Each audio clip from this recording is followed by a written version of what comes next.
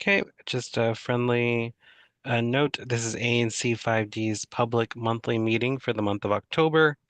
If you are speaking at tonight's meeting as a panelist on tonight's agenda, feel free to use your raise your hand function so we can elevate you to panelists.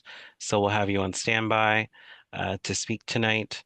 And I just ask if you're not currently speaking on in terms of the place on the agenda, just to keep your camera off so we can keep that screen space available for the commissioners and anyone that's speaking. Okay, we got a good amount of folks that are speaking today.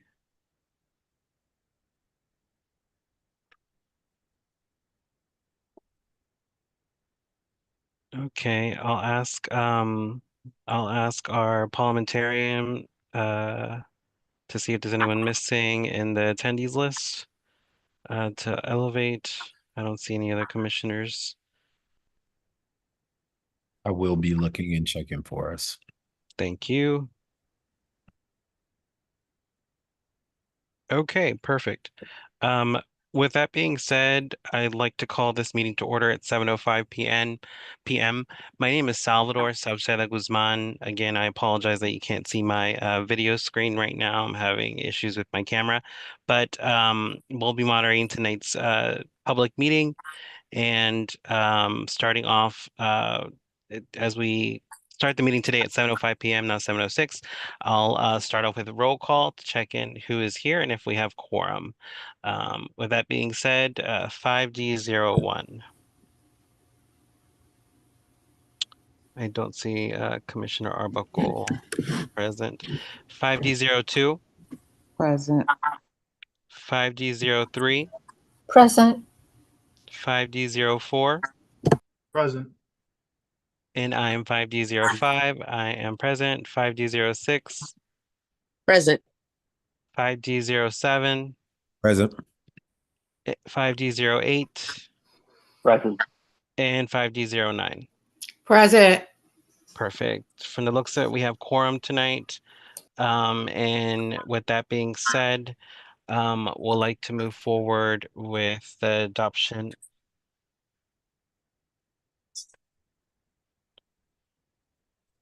Sorry, my YouTube was overplaying when I was speaking.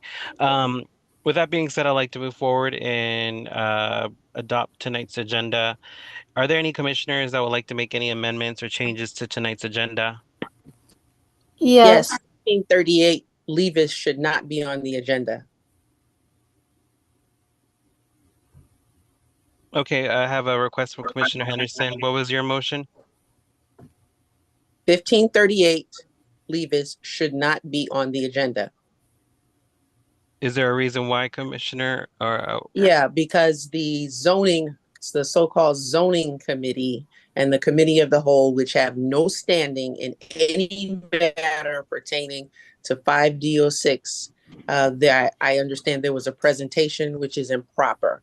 I've already reached out. I've spoken to the attorney for the project and the applicant on several occasions, and I've told you what the process is. And the process is not to go around the commission and the commission, the single member district, and the residents who reside in the single member district, and have some meeting at a non-binding, irrelevant zoning committee meeting, which has no standing. So this is just a couple of federal employees that seem to think that they have recourse and standing within the affairs of the commission, and it's highly improper. so can you put your motion on the floor so we can have a discussion? There is no discussion. Take it off the agenda.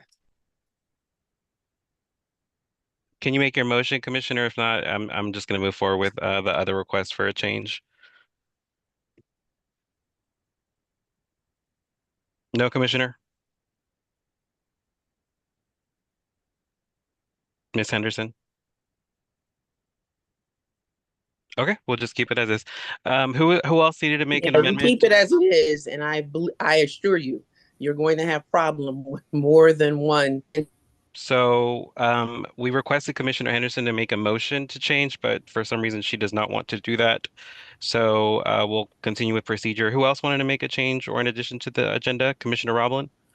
Yeah, not really a change, but I just wanted to make sure that um, the during my 3-minute report, I need to get the video of the Trinidad History and Future Fest played. If that's can we do that?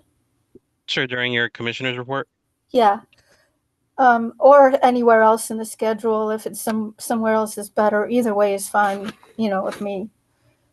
And also for one of my resolutions for pets and housing, I will not be giving the presentation. Max Broad from DC Voters for Animals will be presenting and taking the questions instead of me. So I just want to say that. That's all.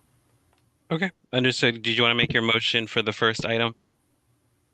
I motioned that during my 3 minutes, we play the video of the Trinidad History and Future Fest.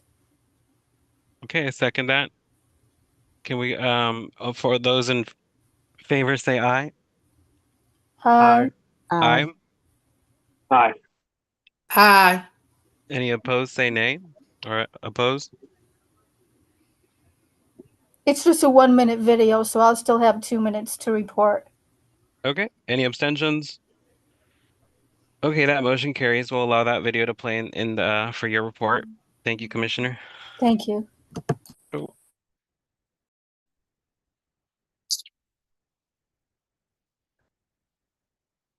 I wanted to, um, Commissioner. yes, we received a response from the Office of Planning from the resolution, and I just want to add that to agenda. Would you like to add it for your commissioner's report or later in the meeting? I can add it for my commissioner's report. It's fine. Okay. Would that involve it going over your three minutes or No, we can add it to the agenda, and if someone wants to see it, they're welcome to do so. I'm okay. just gonna just Okay, summarize. I'm just checking if we need to make a motion for an amendment, and it sounds like we can still include it in your report time, and we'll put we'll put the updates in the meeting notes. Okay. Perfect. Commissioner Henderson again. Go ahead, Commissioner Rowland. Oh, I'm sorry. I don't know how to play the video, so could somebody else play it?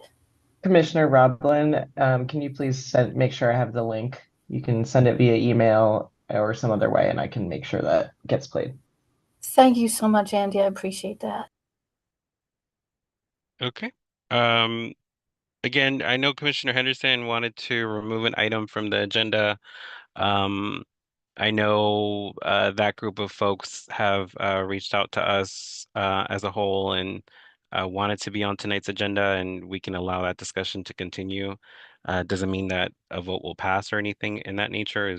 I think it's appropriate to have the discussion, and if Commissioner Henderson wants to table that to another meeting, there's I don't see an issue with that at this time. So we'll move forward.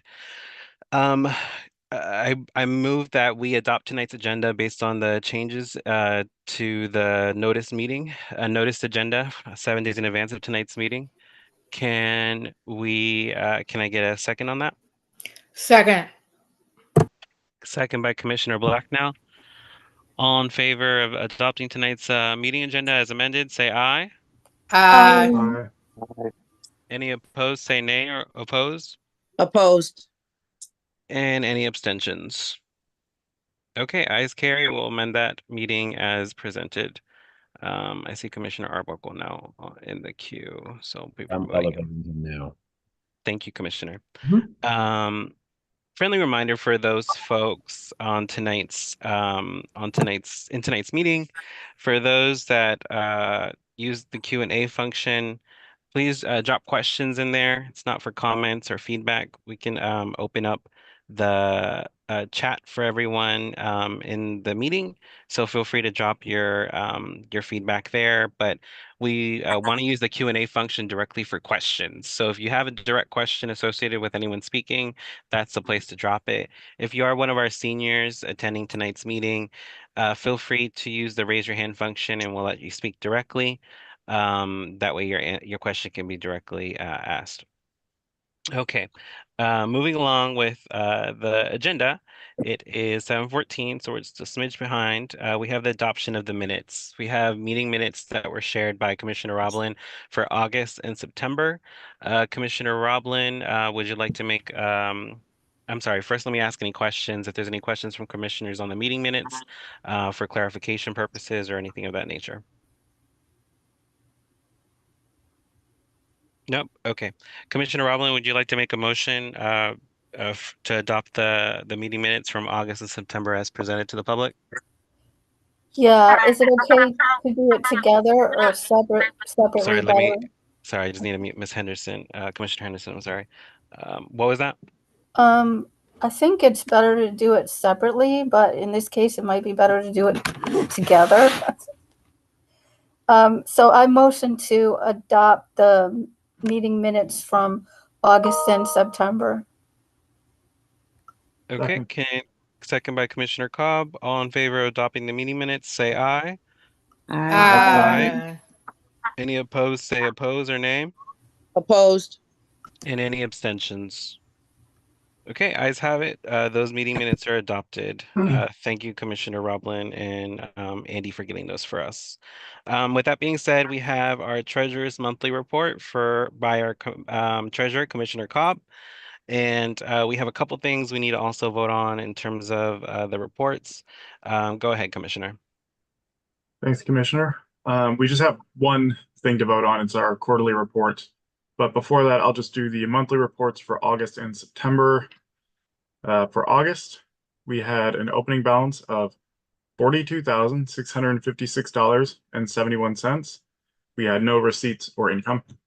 And we had $1,511.43 in expenses for a closing balance of $41,145.28. And of those expenses, the vast majority was our Verizon bill, paying that through the end of the year, like we decided to do so with the resolution we passed earlier this year. Now, September, we had an opening balance of $41,145.28. Our only expense was $35.45 for our monthly MailChimp subscription.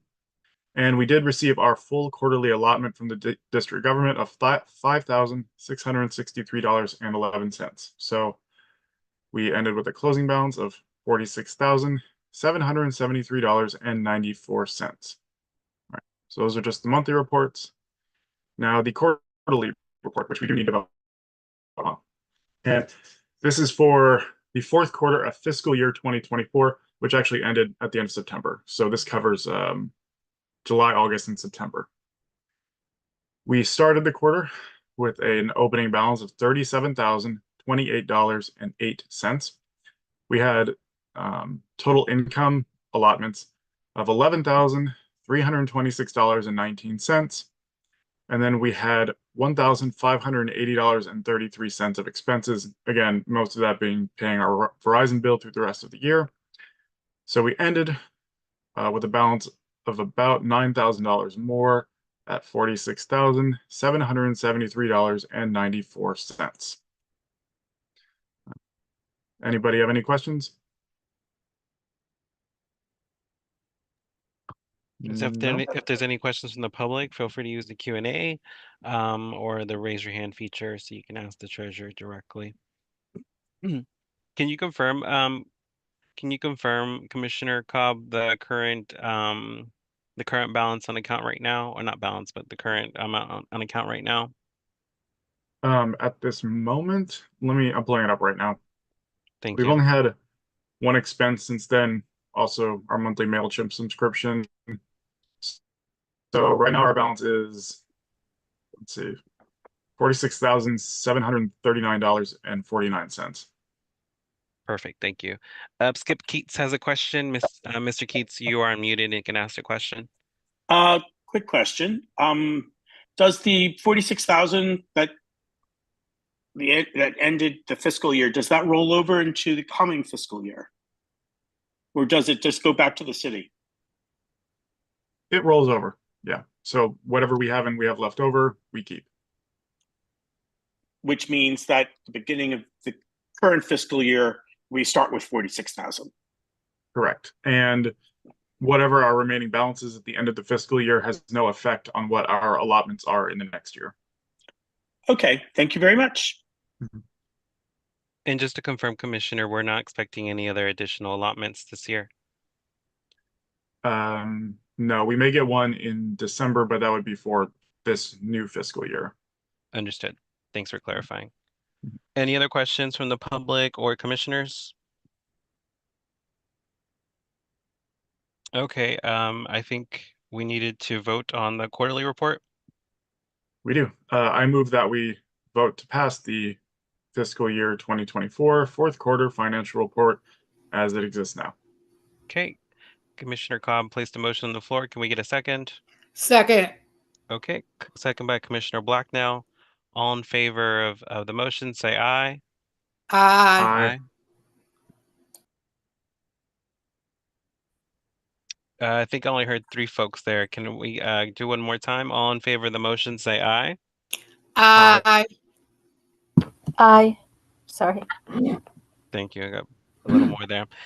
Any opposed, say oppose or nay. Opposed. And any abstentions? Okay, ayes have it, motion carries. Thank you, Commissioner. I see that we also need to approve the admin assistance timesheets. The link is in the agenda. I'll ask if commissioners can just open that real quick and just look at that for the months of September, if I'm not mistaken. That's what we're approving here. It's through September 3rd, going up to September 28th. Total number of hours that MixVot worked was 12.5 hours at a pay rate of $27 an hour.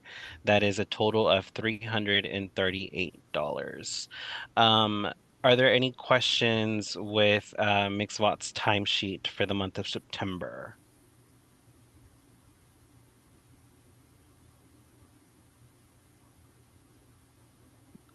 Okay, with no questions on the timesheet, I move that we approve the timesheet for the month of September so we can pay MixVot this month in the month of October. Can I get a second on this motion?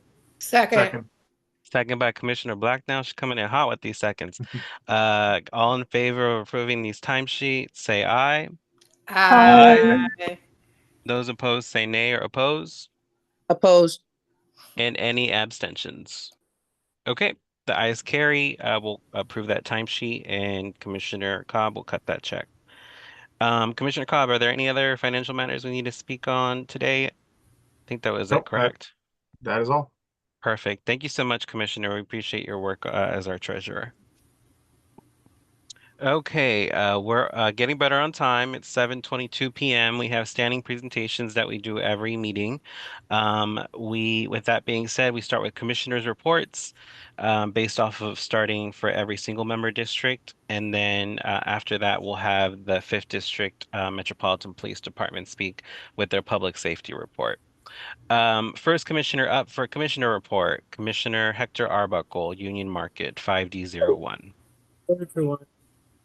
I don't really have much today. The one thing is I was hoping to introduce my resolution about tree cover in Union Market, but unfortunately I wasn't let into the meeting until after the agenda vote, so I wasn't able to get that. So I guess that will be in November. I don't have anything else. Okay, thank you, Commissioner. We have Commissioner Sabrina Rhodes in Ivy City, 5D02. Yes, for the commissioner report, all I want to say is that we did receive a response from Office of Planning concerning the resolution for the small area plan and the opposition to the New York Avenue Vision framework and the amount of density that they were talking about putting in. Just a few updates and on the responses, we have new affordable housing that meets current income levels of the Ivy City community at 30% AMI, not to exceed 50% AMI. And all of this will be on the agenda, so you can look at it. yourself. A detailed displacement prevention plan for the community that identifies strategies such as community land trust to preserve affordable housing and expansion of deeply affordable housing. The development height limits, what they're planning to do, and that was the biggie that we had an issue with, going up 10 stories. So what they're suggesting is that it will be sort of like it'll look like stairs so that the building won't be tall, engulfing New York Avenue and Ivy City. There will be just the levels will go up in ascension or descension, however you want to put it. But that was a great change for us. Deconcentration of the industrial land, which we are looking forward to, and increased tree cover. And places where we can't get the tree cover, we will be getting some kind of canopy. But because Ivy City is the urban heat island, we need as much shading as possible. So the tree cover and a canopy is what we're looking at, or creative ways. If anybody have any other creative ways how we can get shade, that would be great. Also, the 88 compliant sidewalks, they will be working with DDOT to make sure that all of our sidewalks and corners and lighting is 88 compliant. Again, like I said, that's basically it. Is a couple of more things, but those are the important things. Also that Ivy City is a historic community, and we're looking to preserving its historic character. It will be on the agenda, and you all can look at it at will. The small area plan hasn't come out yet. Once that come out, hopefully it'll come out by the next meeting, and we can talk about that then. Thank you. Thank you, Commissioner. With that being said, we have Commissioner Anna Roblin in South Trinidad 5D03. Hi, everybody.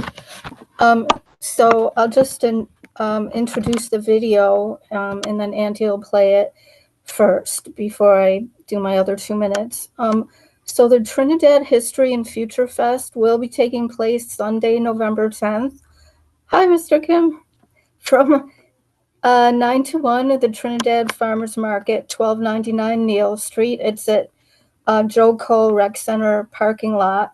And this is a 1-minute video made by Mr. Young Kim and he's the director of the Trinidad Farmers Market. I see Mr. Kim. Oh, I see the video. I thought it was him live. Excuse me. Okay. So in the farmers market is there every Sunday from 9 to 1. So I hope that you will also go and visit the farmers market and buy from them, because they are a bit at risk of losing their vendors from lack of enough business. And if that happens, the farmers market might close. So we don't want to lose our farmers market. So this is a video of Mr. Kim explaining all about the Trinidad History and Future Fest. Thanks.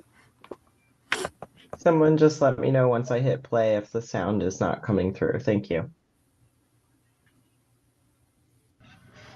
Hi, my name is Young Kim. I'm the director of Trinidad Farmers Market, and I'm also part of the committee that is working on our Sunday, November 10th event that we're calling Trinidad History and Future Fest.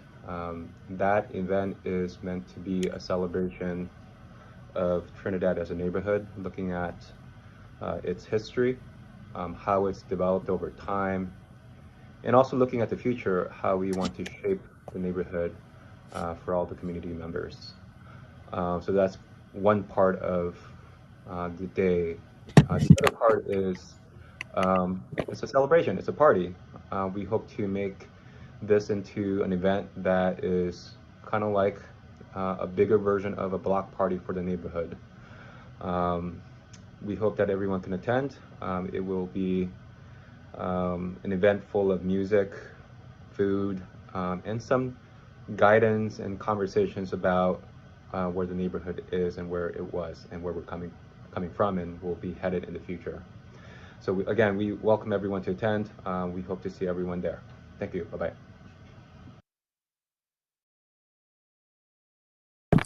Thank you, Andy. I appreciate that.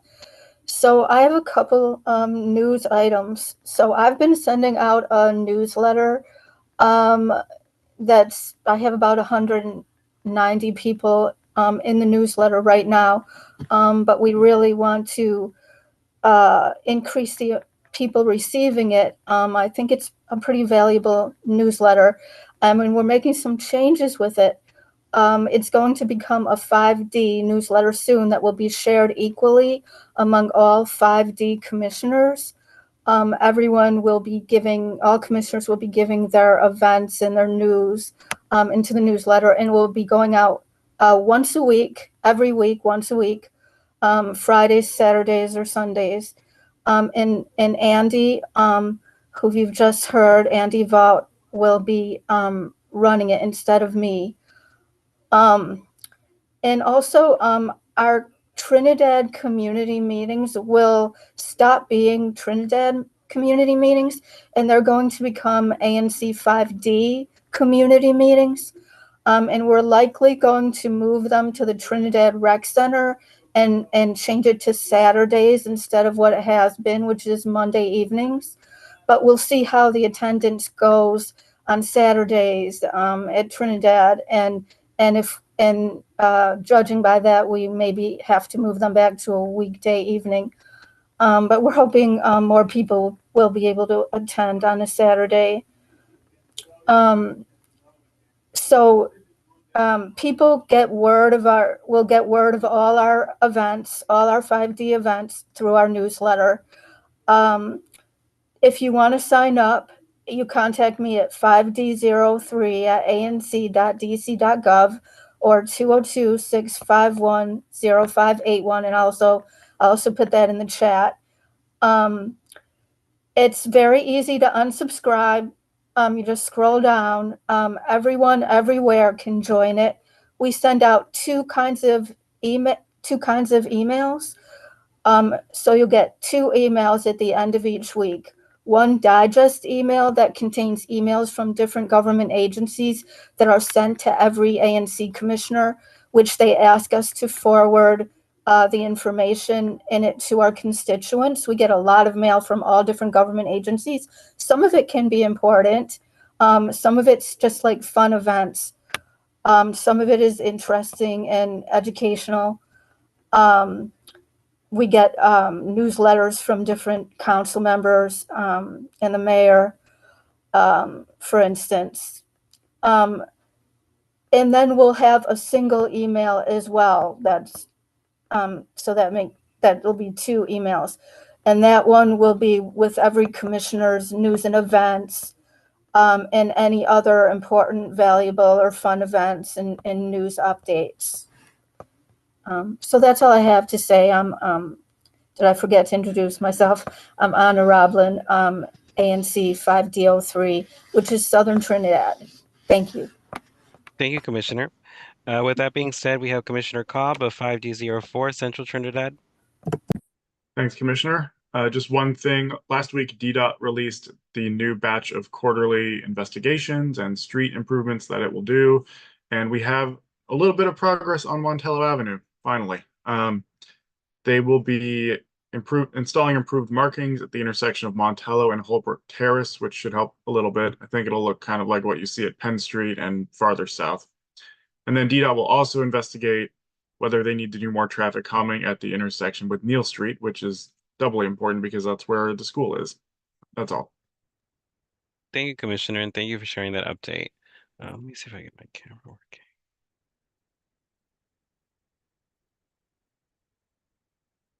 Nope, still not working. Okay.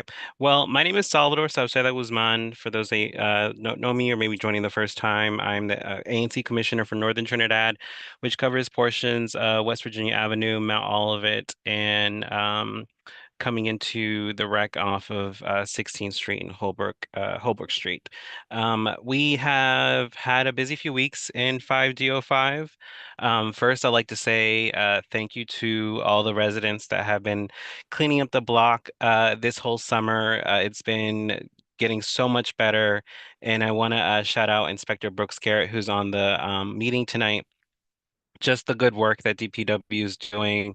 We're getting our hot spots taken care of, but we're still having some issues with collection in terms of the residents, making sure that we're properly educated and having collection schedules, or at least uh, opportunities to properly move back their receptacles into the right places. We were having issues on Sims Place, and Inspector Brooks Garrett is working with collections team to get our collection moved back to the rear on the 1200 block of Sims Place. I will like to shout out a couple blocks, starting off with Sims since we're on Sims. We had a great group of neighbors come to the 5th District Citizens Advisory Council meeting last month, and we were able to get the CAC to push for a drug-free zone in northern Trinidad. And I just got the call yesterday that that was approved. We're going to have drug-free zones implemented in northern Trinidad off of West Virginia and Mount Olivet primarily, and that'll be implemented next week. So that's great news, and we can ask MPD any questions on those drug-free zones for those that are not familiar with them. But outside of that, we did have the mayor's office come out and do a walk on Sims as well regarding our parking issues. So shout out to the Moker for showing up. Christian, we appreciate you showing up for us on Sims. At the same time, we hosted Sidewalk Palooza earlier this weekend with a great group of neighbors in the Trinidad neighborhood. We were able to clean up a lot of the area around the rec center alongside of 16th Street as well, and take care of some sidewalk issues and tree prunings that we were having around there. And yeah, outside of that, just be on the lookout for an event that we have coming up at the rec center. That event is the Trinidad Recreation Pumpkin Fest. That is going to be on Halloween, the day of Halloween between 3 to 6 p.m. The rec center is collecting donations for candy as they do every year. And I volunteered to place myself as someone to pick up any candies that folks might not have time to drop directly at the rec center. So if you want to drop some stuff off, feel free to arrange a pickup with me and I can pick it up on behalf of the rec center for those candy donations. You can call or text me at 202-240-8460. And this is in collaboration with the Department of Parks and Rec and Cure the Streets. So feel free to join us. It's right after school. Hopefully we get to carve up some pumpkins for the kids so they can take them home before the night starts and they can light them at their homes. But looking forward to seeing folks come out and just enjoy the spooky season. And with that being said, that's all I have for 5DO5 at this moment. 5DO6, Commissioner Kathy Henderson. Pass. Okay, Commissioner Juan McCollum, 5DO7.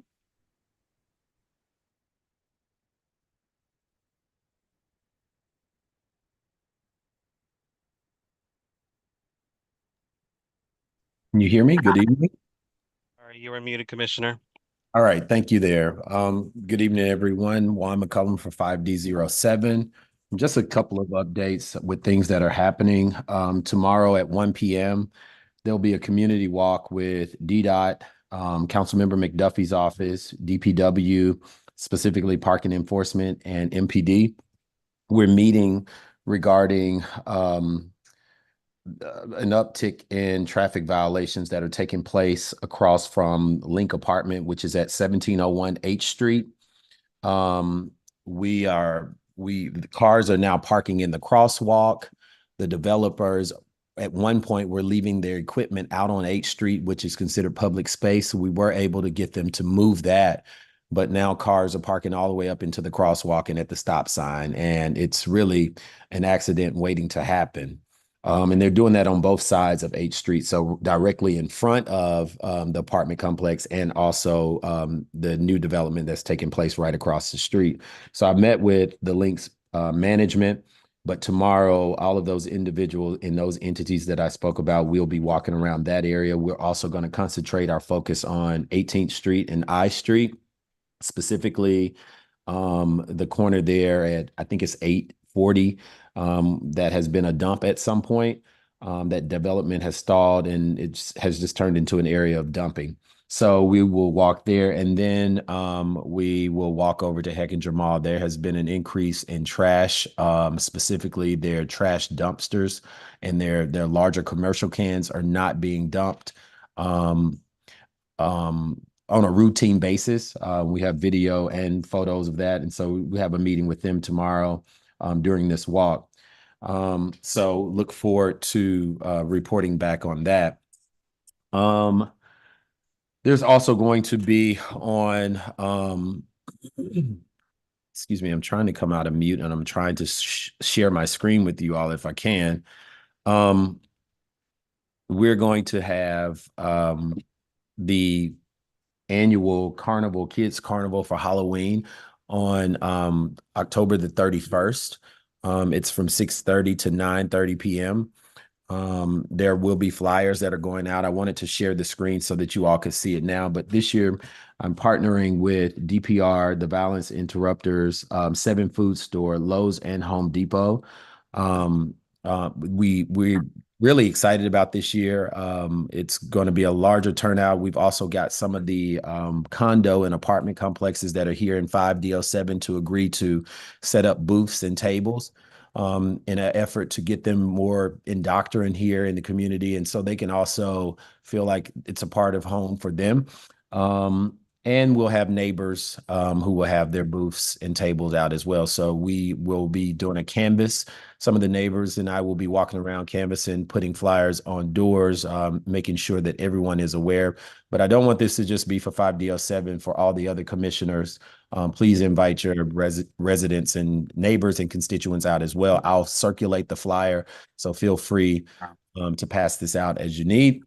There's a QR code. Again, I was trying to show this, but there's a QR code that you will note that will be on the flyer. So for anyone wanting to volunteer for setup or you want to participate by having a table, all you need to do is scan the QR code and it'll come directly to email and I will respond back pretty quickly there.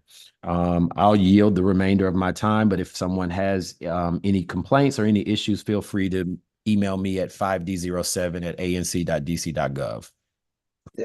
Commissioner, sorry, go ahead. No, go ahead. I think we were going to ask the same question. Skip Keats is asking in the Q&A where to meet for the walk tomorrow, Commissioner McCollum. The walk, we're going to start right at that corner at 1701 H Street, right in front of the Link apartment. And what time was that? This is at 1 p.m. tomorrow. Thank you. 1 p.m. tomorrow. And if I would, I mean, I was on a high note. Let me just do this because I meant to do this in the beginning. It just came back on me. If there's any residents out there that are being approached about running in an election in any one of the SMDs, and you feel like you're being pressured into running, please contact the chair, the parliamentarian, or you can just contact the ANC office yourself. It's been brought to my attention on a number of occasions that there are individuals who are contacting neighbors in 5D and asking them to run for office, and even going as far as telling them that all they need to do is just say that they will do it. They will do all the paperwork for them. So if you are approached, I don't care if it's in 5D01 through 5D09 by anyone that's meddling in or anyone that's interested in you trying to run, please report that. We would like to make that known to the folks that needs to be reported to. So again, report it to the chairman, send it to any of your commissioners, or certainly contact the ANC office if you would. I'll yield the rest. Thank you. Thank you, Commissioner. As just a friendly note for ANC or maybe the attendees that might not be aware, but when it comes to elections as an ANC, we can't publicly discuss those in our meetings. But when it comes to any material or items at hand that we might be to bring to the public's attention, just like Commissioner McCollum did, feel free to share with us so we can make sure that folks are aware of this information or what's going on, or at least direct it to, just as Commissioner McCollum said, to the right office. So with that being said, and maybe that's why a majority of time folks might be confused with, well, they never talk about who's running or who's not running. Well, we're not supposed to. That's not what our spaces are for. Our spaces are not for assisting in anyone's elections. We don't announce if we're running for this or running as a write-in for that or any of that kind of stuff. So just a friendly note since it is election season. With that being said, we have 5D08, Commissioner May Reed. Thanks all. I don't have any specific updates for tonight. I'll just add to what Commissioner McCollum said that you could also go to the Board of Elections if you have a concern about any sort of activity like that to report those concerns. But thank you all. Thanks for being here. Thanks, Commissioner. 5D09, Commissioner Bernice Blacknow. Yes, the only thing I have is that the Infrastructure Academy at Spingarn classes will start next month. I have a link. You can go on there and it will give you all the information and the details about the classes and everything. And it will give you a phone number that you can call. The website is dcia.dc.gov.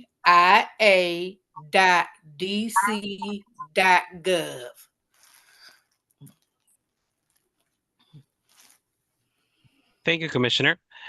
With that being said, those are standing commissioners' reports. If there's any questions that weren't answered, feel free to directly contact your ANC or wait till the end of the meeting so we can open up for general questions from the public. With that being said, do we have someone here tonight for the 5th District?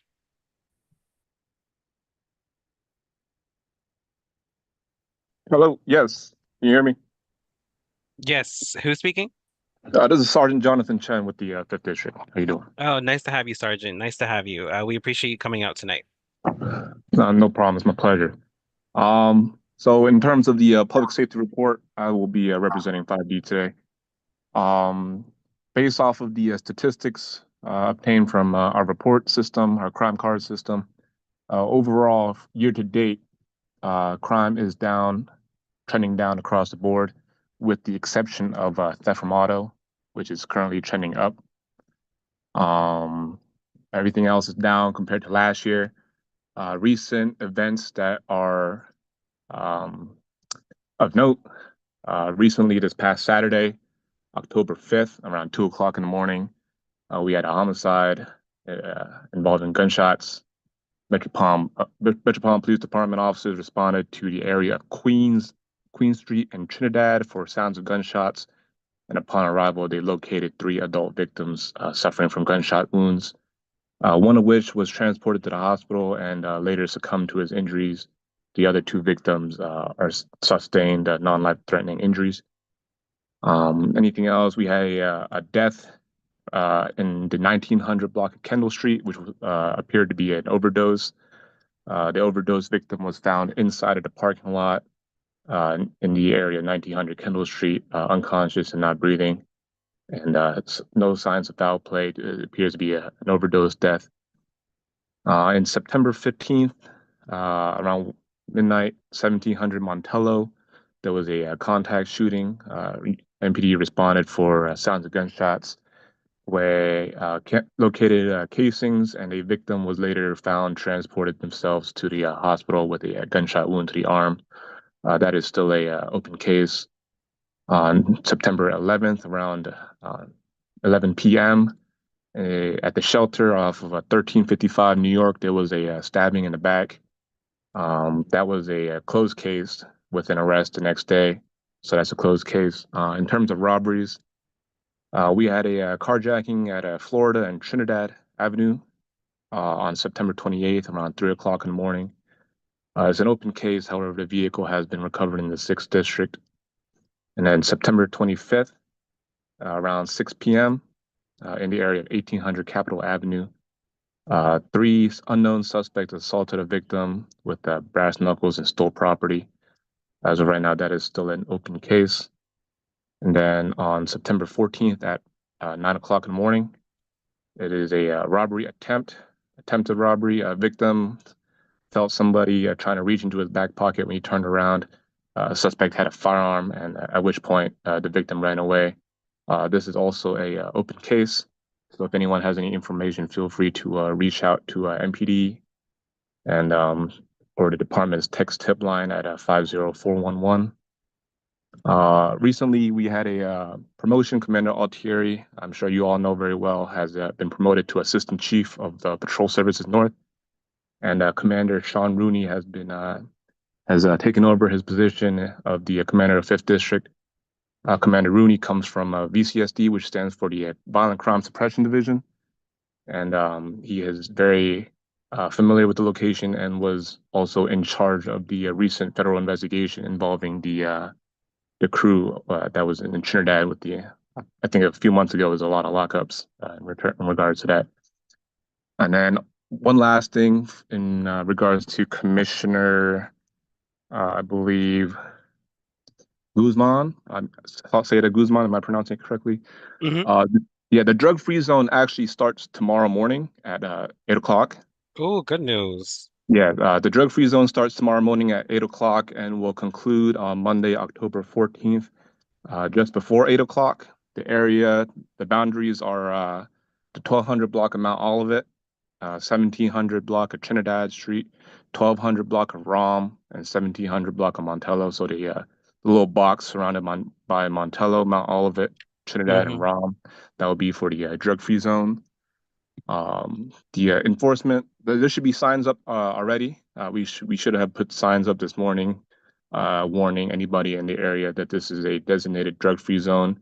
And if MPD observes two or more persons congregating in the location on public space with the intent or for the purpose of participating in the use, purchase, or sales of illegal drugs, MPD can instruct them to disperse. And if they refuse to disperse, at which point they can be placed under arrest for failure to disperse in a drug-free zone. So that would be that. I think that concludes my public safety report. If you have any questions. Perfect. And ending that little report on a good note. Just a friendly reminder for the public, if you have a question, use the Q&A function and we'll allow the sergeant to answer your question. I'll start off with commissioners. If there's any commissioners with questions, you can use the raise your hand function. I'll allow you to ask a question. See a couple folks with their hands raised. Commissioner Schwab.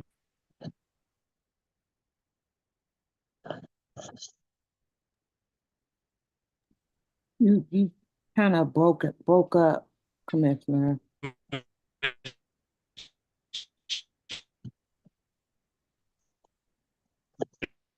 Still breaking up.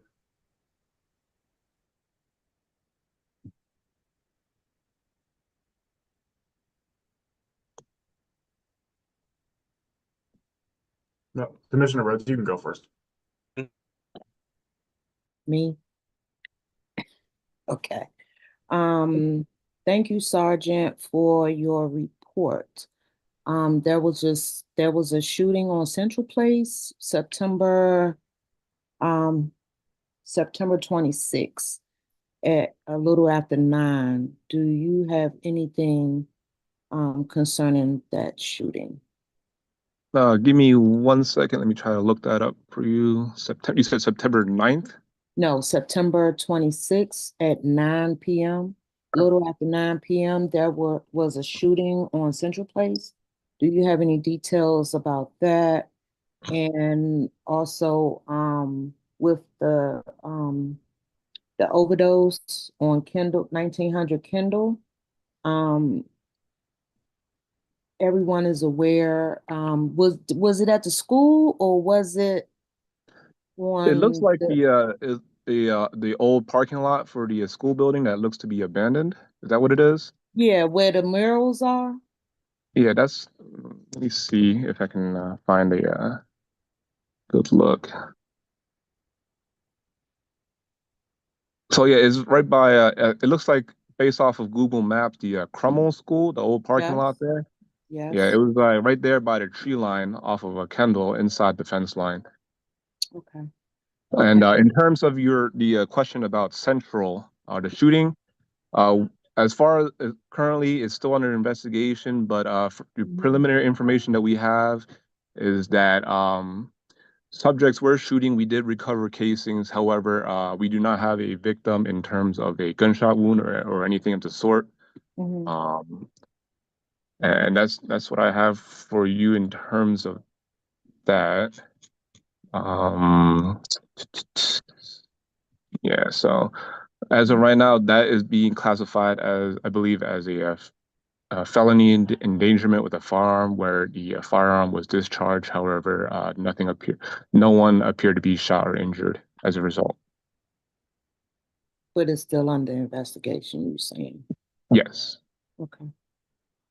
All right. Thank you. Problem. Sergeant, I was wondering if you had any more details about the shooting at Trinidad and Queen this past Saturday morning, Friday night, especially whether the victims knew the attackers or was this a random mugging? What was the context? As of right now, all the information is very preliminary. It is currently still being handled by the homicide detectives. Uh, based off my information, I do not believe or have any information that would make me believe that the suspects know each other. But once again, it is very preliminary, and the homicide detectives will have more information since it is a ongoing investigation. Okay, if you could provide me any more information as you get it, or just put me in touch with the detectives, that would be great. No problem.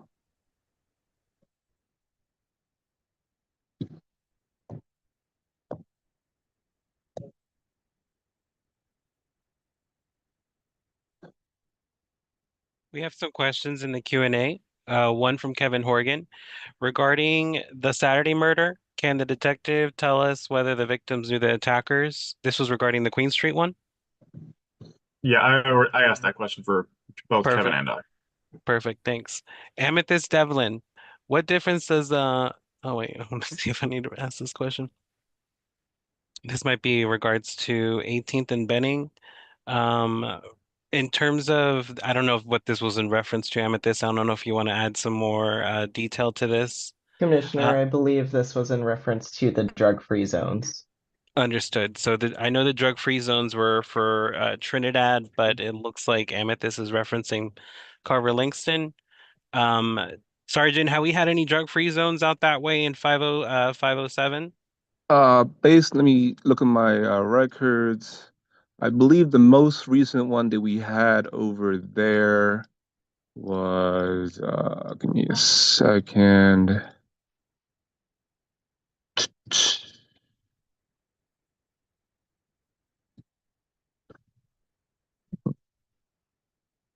Looks like August 26th was the August 28th to September 2nd. It appeared that the drug-free zone was placed over there with the boundaries of 17th to 19th, H Street to Gale Street. That was the most recent drug-free zone that was in that area. Did we make any arrests with when that was implemented?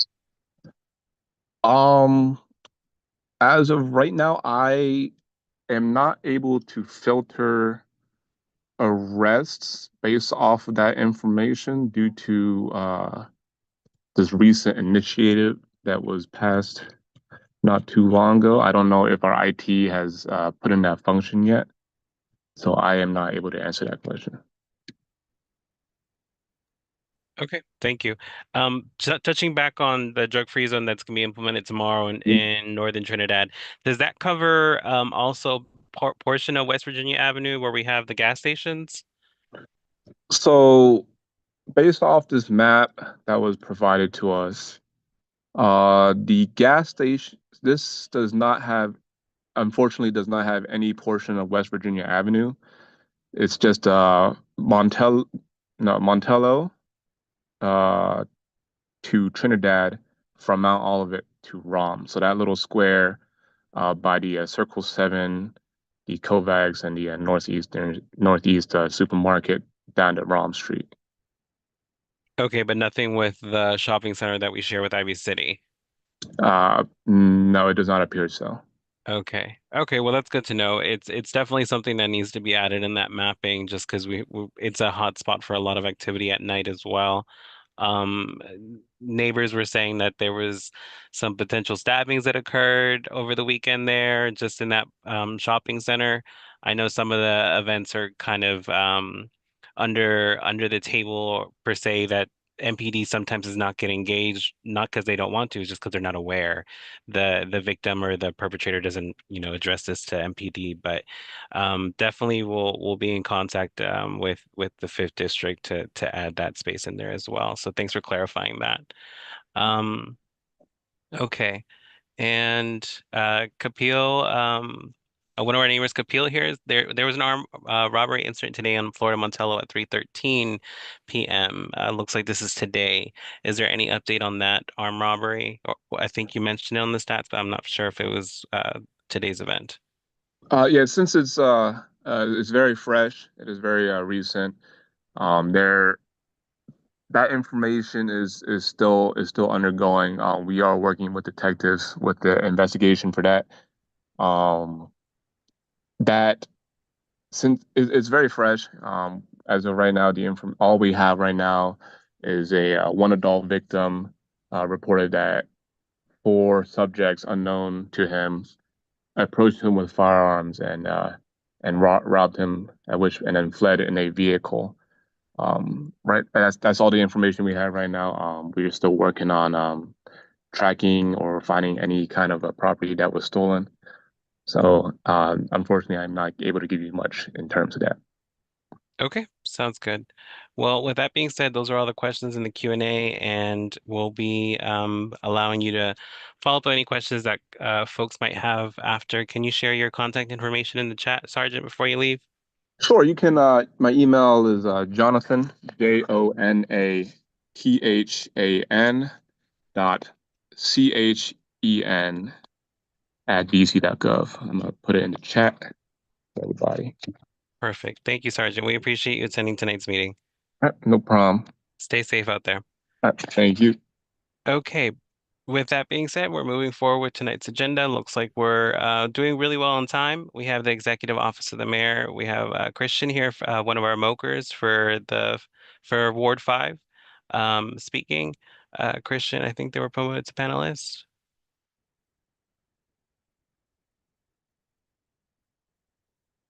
Oh, they weren't. Okay, we're promoting to panelists so they can speak. And right after the Executive Office of the Mayor, we have our Ward 5 Council Member's Office, and Mr. Stout is available as well.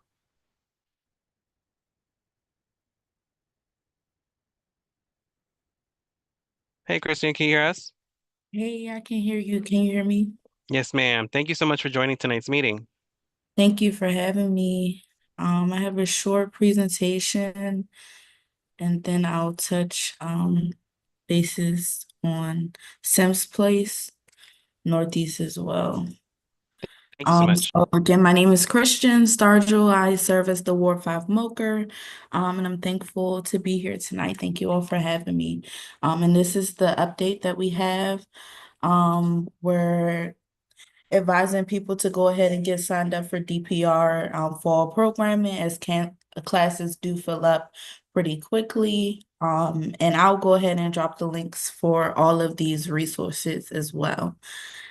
So that's what we have for DPR fall programming. And leaf collection season is upon us. And we know how tedious this process can be. So they're sending information in the mail. DPW sent out information yesterday, so you all should be receiving them soon in relation to when you guys should be prepared to have your leaves collected. This is what the website looks like. I just put a little screenshot so you guys can expect what to see when you go online.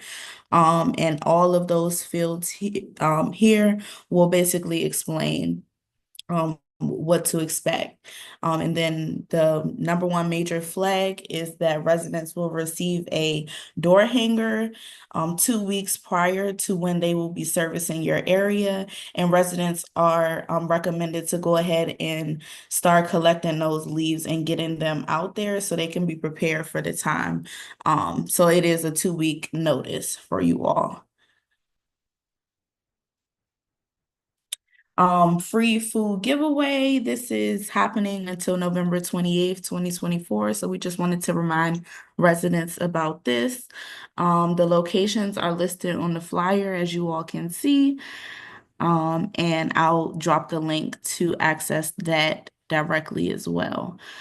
And to go back and touch bases on Sims Place Northeast, like Commissioner Guzman mentioned, I did get a chance to get out there and take pictures and send them over to the core team member who's actually looking into the RPP on the first half of that street. That's one of the main problems that was there is a lot of out-of-state cars are parked in that area, but it's no signage to indicate if those if that is designated parking for the zone residents.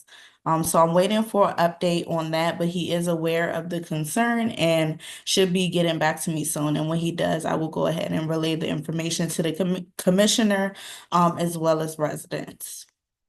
So We that's the only appreciate that. update I have. I also attended a walk at the men's shelter that's currently there.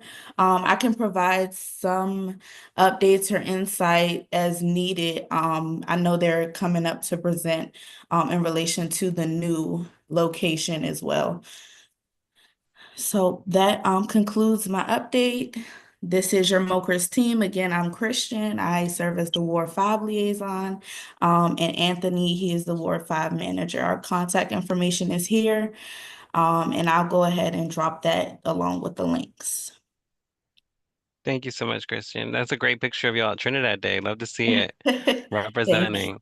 Thank Um, you. Friendly reminder for folks again, we have a Q&A function on the Zoom. Drop a question in there if you have a question for our MOCR. If there's any questions from the commissioners, feel free to unmute yourself and ask the question, and we'll proceed. I just wanted to thank you, Christian, for doing the community walk, doing the walk around the men's shelter. Was there anything that you feel? Yes. So Yeah, let me go to it now okay. so I can let you all know. Give me 1 second.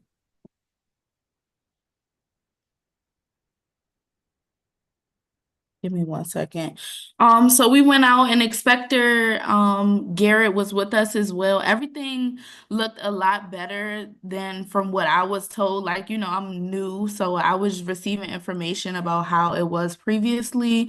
So I know in the area in the alley where Union Kitchen is, I know there was a big concern with the not gas, I'm sorry, the oil in the alley is spilling out. That area is a lot cleaner now, and we were able to, walk through. The shelter staff is doing a good job at upkeeping the trash area, which I know was another big concern, and all 3 of their trash cans were clear. They did let us know that they do come 4 times a week to go ahead and address that. And that's the basis of the concerns about why we went out there. Any additional, I know I have notes, so I have to refer to them, and I can go ahead and send that directly to you, Commissioner Rhodes. Thank you, Christian.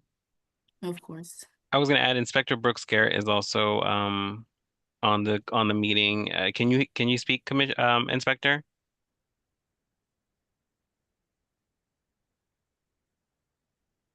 Because I know we unmuted you, so okay.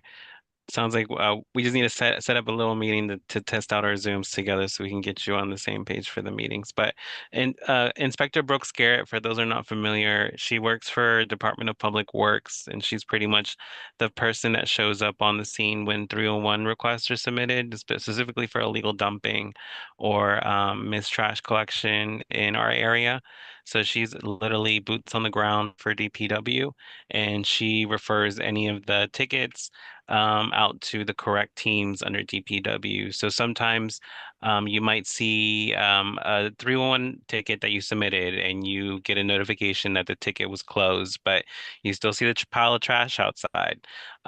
Most likely what's happened there is the inspector shown up, confirm that the ticket is viable and exists and can go ahead and say, yep, this is illegal dumping. Let's get the correct team out. So sometimes when we get those situations, it might just be a little glitch where you think it's not being taken care of. Most likely it is, especially the inspector's already seen it. So if you need to get in contact with the inspector, feel free to reach out to any of us as commissioners and we'll get you their contact information so you have that on hand if you live around an area that has a lot of illegal dumping hotspots. The inspector's been doing amazing work in Trinidad, outside of Trinidad, so we appreciate their efforts. Um, Commissioner, can I Go have ahead. Inspector Brooks Garrett on speaker and Okay, great. yeah, you want to go ahead and Good speak? evening. Can you hear me? Yes. Hi. I don't know what happened to my gun, so we do need to have a quick meeting to see what's going on with the tablet. But for the most part, I met Kristen today, and it's a really good walkthrough with the market. Let me turn this down. And it was great to see the work that has been done because it's been challenging.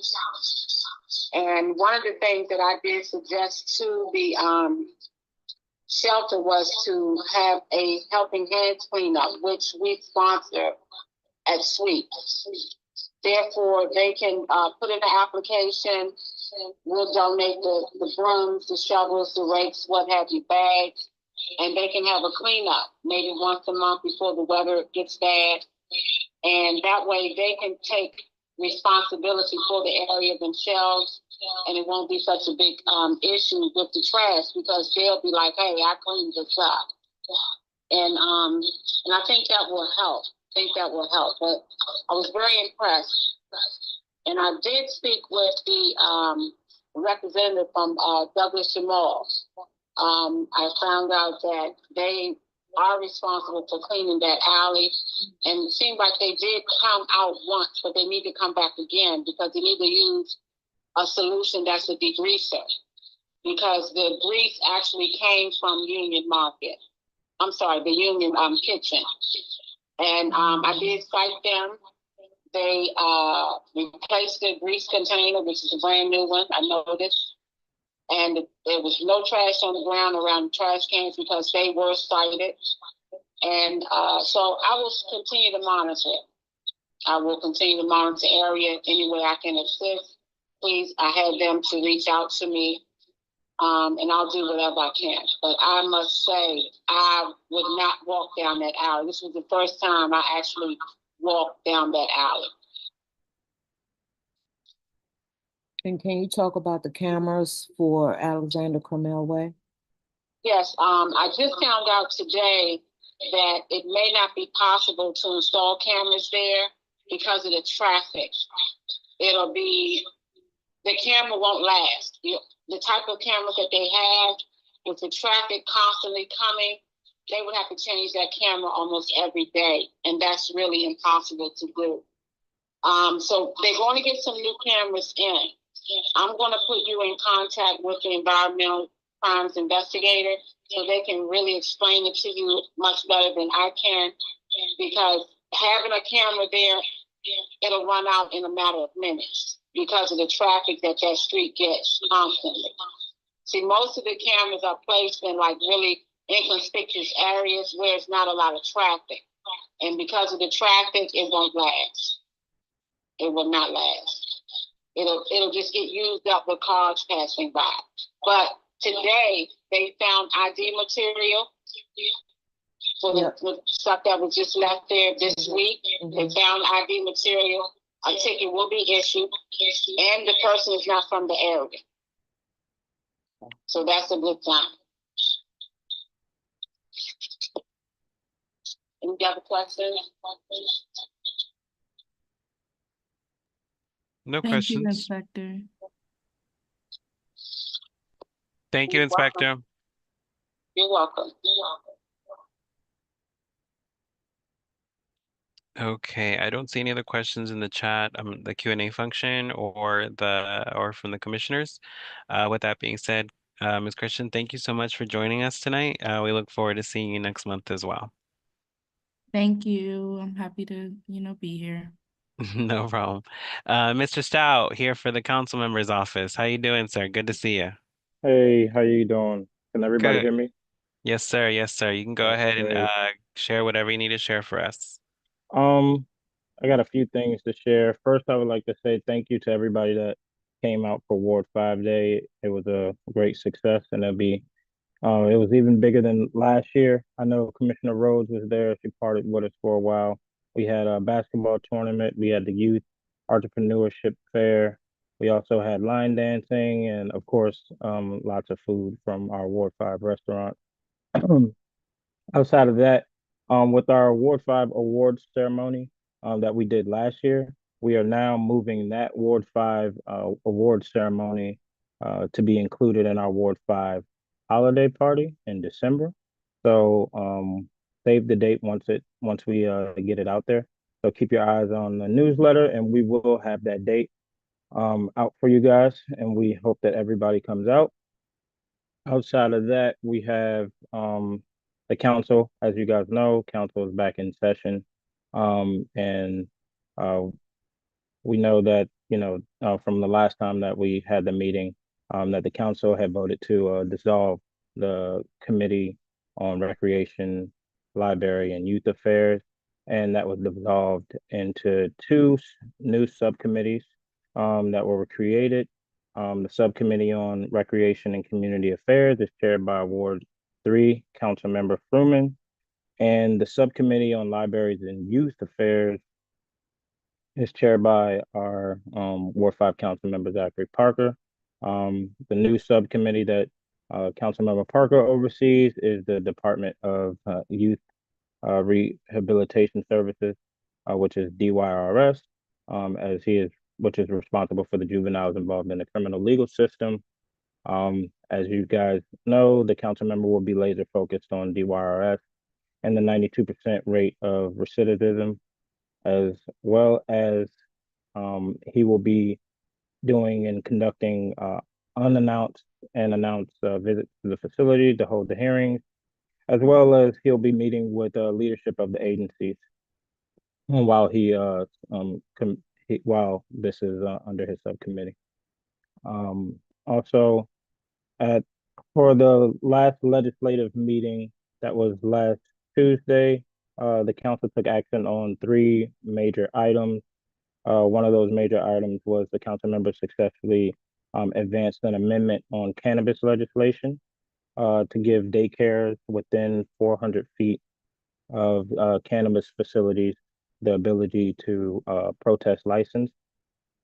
Also, um, the council also unanimously passed reforms to the Emergency Rental Assistance Program, which is ERAP, as this program has reached the point of bearing on unsustainable weight of our affordable housing needs. The district is basically at a crisis point and at the risk of losing affordable housing stock. So the reforms made through the legislation by the council passed to seek to ensure that ERAP helps those who need it the most, and that we can also save our affordable housing stock. Another action that the council had took is the circulatory transition as the service winds down over the coming months, which started last week. The circulator employees and district residents who have relied on this service deserve better than broken promises, despite the council's efforts to ensure a smooth transition from the plan from the executive during the FY25 budget process. Deadlines were ignored, and circulator employees have uncertain futures, and neighbors who use the circulator do not have a sufficient route replacement. So this legislation will requires monies from the sale and lease or transfer of the DC circulator asset to be used to support the circulator workers, and requires that DDOT to coordinate with WMATA to work towards absorbing the circulator and providing replacement bus service. Also, as far as public safety, we do have our public safety call, which will be October 16th at 3 p.m. You guys, I'll drop the link for you guys to register. Um, this call also, if you guys are not unable to make it, you can find it on the council member's YouTube channel. Also, so the Warfare Public Safety call will be focused on uh, school safety for our students as they go through their 2024-25 school year.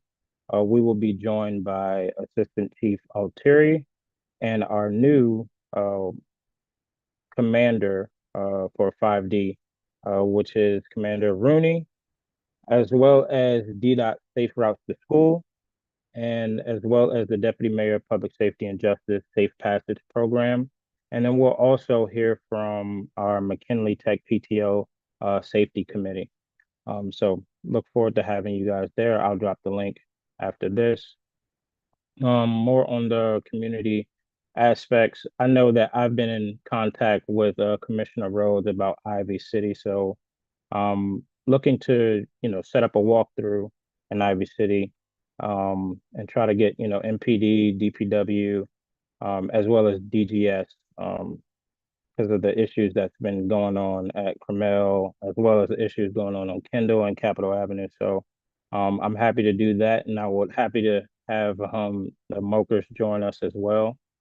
So more information will be coming with that once we get a date locked in. Outside of that, I know that, and since Inspector Garrett is on the call, I know that I'm going to send you an email in regards to us putting barriers up at Maryland and M Street with the National Arboretum, so we can stop, vehicles from being parked there, with those trailers, for that matter. But outside of that, that is pretty much all of my announcements for today. If you guys have any questions, feel free to ask. Thank you, Mr. Stout. We have the Q&A function, and we also have the raise your hand function for the commissioners and our seniors. We'll allow a little bit of time for folks to drop a question in. I had a quick question, Mr. Stout, for in regards to the council member. These youth detention centers, we have one here in 5D, Yeah, and it's been in the news a few times this year. yes. Um, what is the feelings that the council member has in terms of the issues that he's been seeing there, specifically at that site, and what does he hope to get done in the next year or so in terms of the just the concerns with the youth that are detained there, and their problems that they're addressing, and problems with staffing not able to maintain order sometimes. Well, the council, I mean, of course, there's been multiple issues that has come from that facility. And the council member looks forward to trying to improve that. I can't exactly give you the rundown on all the ways that he will be implementing this, but um, he's looking forward to doing that as he learns what's going on there, and he'll be pushing that as far as within oversight. Thank you. Yeah. Okay. Don't see any other questions. Okay, sounds like that's it for tonight, Mr. Stout. We appreciate you joining us, and we look forward to getting more information on the holiday party coming up. Yeah. Thank Thank you you, sir. guys. Okay, okay, folks, so we're at 8:23 p.m. We are just 3 minutes off timing here for the agenda. Confirming of Janaya Adams with the DCPS Community Action Team. Are they here tonight? Because if not, I'd like to make a motion to replace that presentation with DC Water. There seemed to be a mix-up with getting them on the agenda. Is Janaya Adams? Does anyone see her? Mixwat said they weren't on the Zoom, so I want to make sure just in case they're one of the 8 Tyler Edges I see. Okay. Um, I move that we replace this presentation that was originally slotted for DCPS with presentation that we have a presenter here actually for attending the meeting right now for DC Water. The presenter is Sean Moore. Commissioners, I'll open up the discussion if necessary, but can we get a second on this request? Well, Mr. Chair, I think that because we've already adopted the agenda and we had the Right. motions at the beginning, I don't know if we can raise this motion to amend the agenda.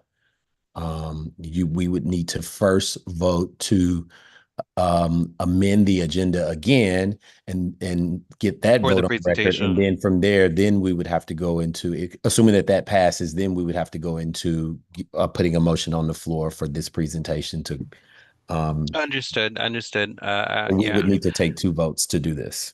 understood. Were any of the commissioners opposed to DC Water speaking?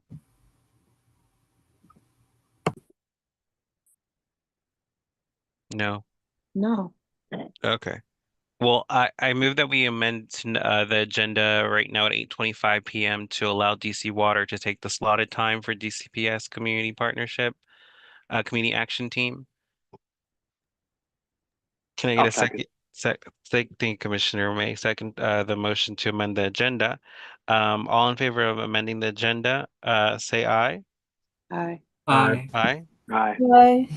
Any opposed, say oppose or nay. Any abstentions? Okay, we'll amend the agenda for 8:25 p.m. being an opportunity for DC Water to present. And I'm sorry, we said two votes, Commissioner McCollum, the second vote. Yeah. So the first vote should have been an amendment, a To vote to amend the agenda that we've already agreed upon. And if that carried, then the vote would have been to replace with Oh, I see. a I vote added both in one. Yeah. Sorry about that. Yeah. I move Because that if we this is the case, if this is the way we've done it now, if this is the case, if Commissioner Arbuckle wants to include, I think he had a resolution or something, then we would be amending to allow him to put that in as well. So we need to make sure that we have these votes right for this. Okay, understood. So, I move that we amend tonight's agenda. That's the motion that should be placed on the floor for just amending the agenda? Yes, there should be a motion to amend tonight's agenda for the second time. Understood. So I move that we amend tonight's agenda for a second time. Can I get a second on this? Second. Second by Commissioner Roblin. All in favor of amending tonight's agenda a second time, say aye. Aye. Aye. Any opposed? And any abstentions? Okay, so we're opening it up to amendments again. I move that we replace the DCPS presentation with DC Water presentation. Can I get a second on this amendment, on this motion? Second. Second by Commissioner Arbuckle. All in favor of this amendment, say aye. Aye. Aye. Aye. Aye. Any opposed? And any abstentions? Okay, we'll amend that. And Commissioner Arbuckle, take advantage of this opportunity to place yours Yes. on the agenda. I would like to place on the agenda at the end of the resolutions, another resolution that I have to about adding street trees in Union Market. Can we get a second for Commissioner Arbuckle? Second. Second. Second by Commissioner Roblin. All in favor of this amendment, say aye. Aye. Any opposed? Any abstentions? Okay, and just for agenda timing purposes, just so we're all on the same page, the resolution I put on for Trinidad Safe Passage, I want to table that for November for a vote, but I did want to put it on tonight's agenda just so the public is aware, so they can bring in some input. Some neighbors have been sending that since it's been on the agenda, so it's been great. So just want to let everyone know that we shouldn't be going over tonight's meeting, hopefully. With that being said, Mr. Moore, thank you so much for joining us tonight.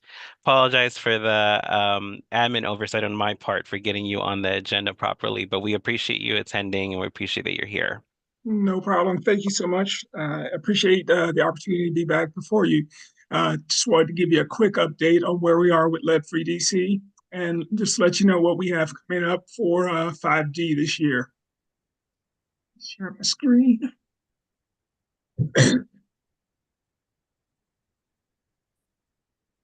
All right.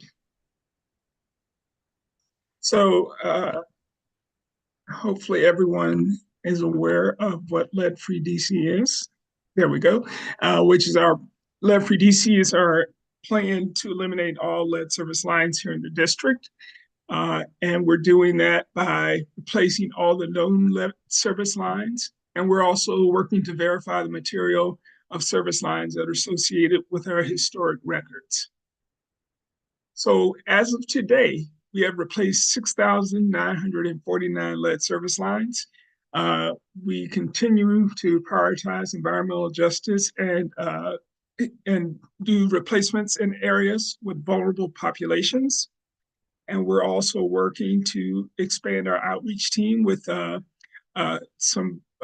workforce development program with the Department of Employment Services. And this year is our second year, and this year we have 12 participants. All right, so we have been doing a pretty decent job with that 6,900. Our original goal was 28,000 lead service lines by 2030. As we looked at our inventory, we figured out that we have about 42,000 lead service lines. So our timing is going to take us just a little bit longer to get to the full replacement, but we're still working diligently to speed that up as much as possible.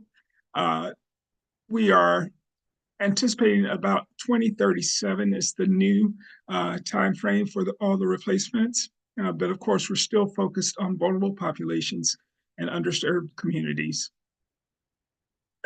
And of course, the reason we're doing this is that the health effects of lead, because lead is a powerful neurotoxin and it damages the brain. And we know there's no safe level of lead.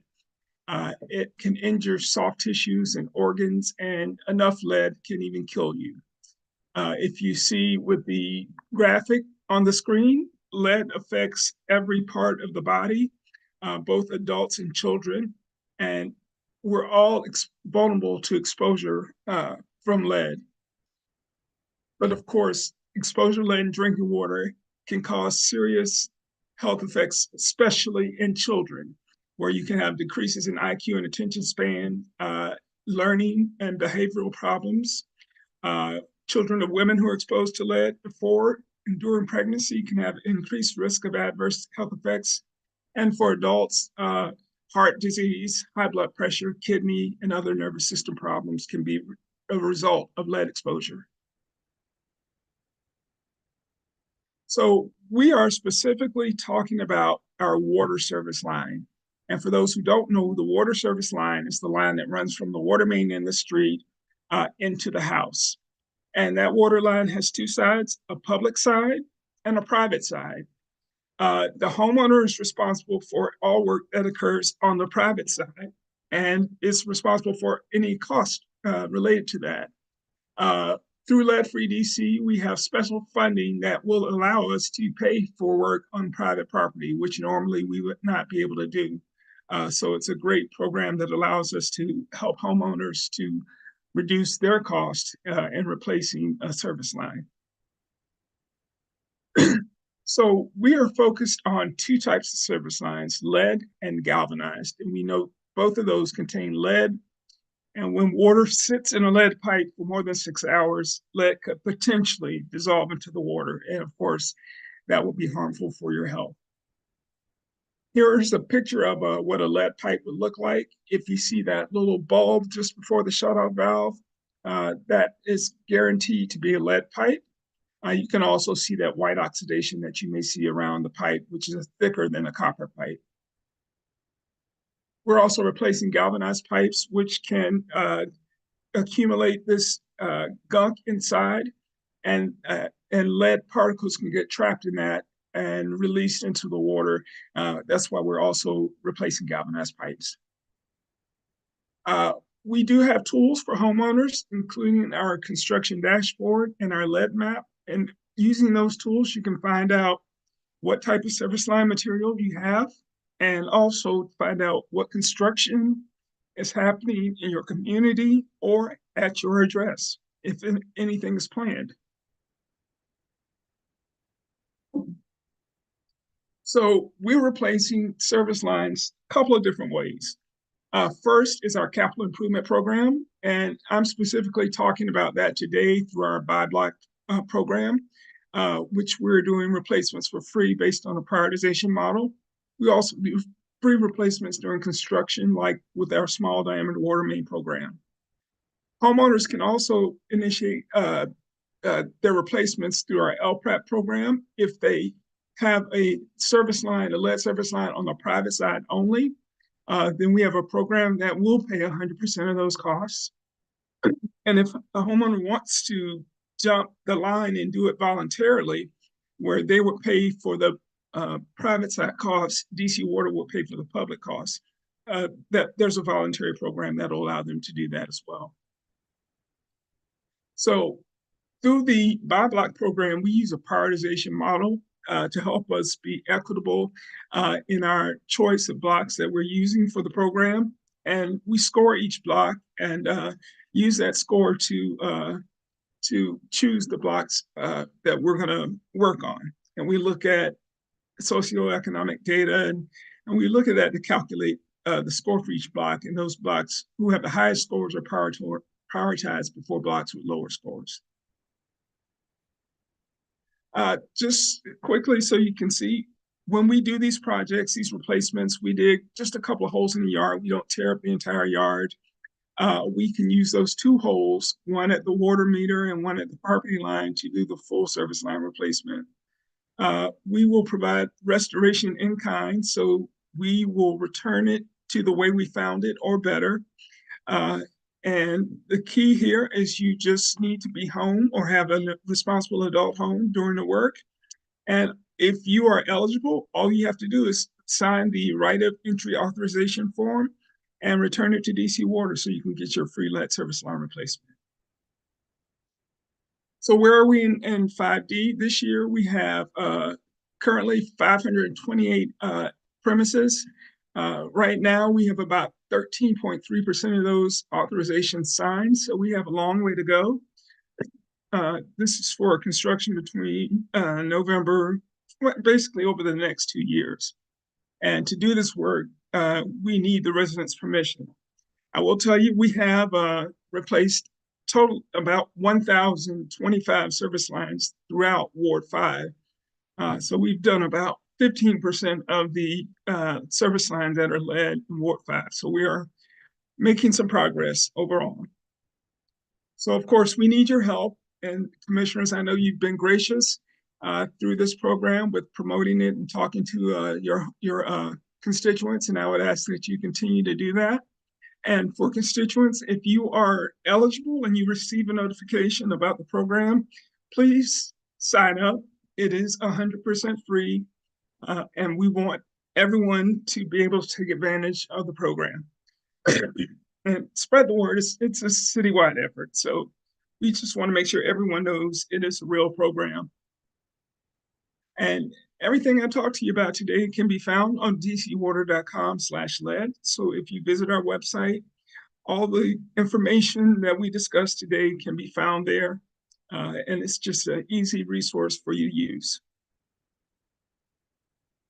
And we also have a survey here that if you wouldn't mind, if you would take that survey, and that helps me to improve these presentations and just give us some feedback as to what we can do to make this more interesting or help us to spread the word better. My information is here on the side of the screen. My name is Sean Moore, sean.moore@dcwater.com. And my phone number is there as well. I will drop my contact information into the chat, and I would be happy to take any questions. Thank you so much, Mr. Moore. Great presentation. We'll allow folks to drop a question in the Q&A and allow commissioners to ask questions directly by using the raise your hand function. As we get those commissioners ready or public ready for questions, I guess my simple question is, Mr. Moore, how can a resident of the district be proactive when it comes to detecting lead in their water? Is it something where we should be waiting to get a notification or a study done in our neighborhood or area? Or is there something that we can do just to be proactive on that approach. Okay, so there's a couple of things you can do. First, if you want to check your pipe material, you can go to our website and you can use our you can use our I'm sorry, our lead map, which will show you can use that to look up your address and it'll show you the type of pipe material that we think you have at your residence. You can also, if you're concerned about your water quality, you can also request a free lead test from DC Water or free, yeah, yes, by going to our website and you'll see information there to request the water test, water quality test for your home. There's also tools that'll show you how to identify those pipes in your basement or wherever it comes into your home to see the type of material that you have there as well. Perfect. Thanks, Mr. Moore. Commissioner May, you had a question? Yeah, thank you. First, I'll note I did one of those water tests a couple years ago, and DC Water is very helpful. It's very easy. They send you all the equipment, they pick up the samples at your house, and then they email you the results. So that was really handy for us. Commissioner Moore, my question for you was, so my block recently got the door hangers from DC Water. One question I've had from folks is when work is done, is there access needed? Does work have to be done from inside the home as well, or is it mostly handled through the digging that occurs on the property and on the street? So we will need access to the home because we have to, of course, connect the new service line to your indoor plumbing. Okay. So we'll, connect that one in and remove the old connection. So we do have to have access to your basement or crawl space so that we could do that. Okay. So that's the reason why someone has to be home during the process. Gotcha. And it doesn't, correct me if I'm wrong, but it sounds like it doesn't usually require major, disruption to the internal part of the structure outside of that work to connect. Correct. Generally, if it comes through the wall, through concrete, it's easy for us to just patch the concrete. If there is drywall or some other material there, if we have to remove that, we will, replace it back to the way it was. But it is a pretty straightforward process, and we try to make it as clean and simple as possible. Okay, that's great. Well, I'll definitely encourage folks on my block to sign if they get if they see the flyer. Perfect. Thank you. Thank you. Perfect. So it looks like we don't have any other questions at this time, but we'd again appreciate if you could share your information in the chat and we can follow up from there. And thank you so much, Mr. Moore, for coming out to tonight's meeting. Thank you so much, Commissioners. I will send you a copy of the presentation as well. And you all have a great evening. Thank you. Thank you for having us, letting you present at our meeting again. We appreciate you having you again here. Thank you. Okay, perfect. Commissioner Rhodes, do we have anyone from the men's shelter here today to talk about the shelter on New York Avenue? Yes. David, can you raise your hand, please, so we can promote you? Must be this Tyler Edge group that came in.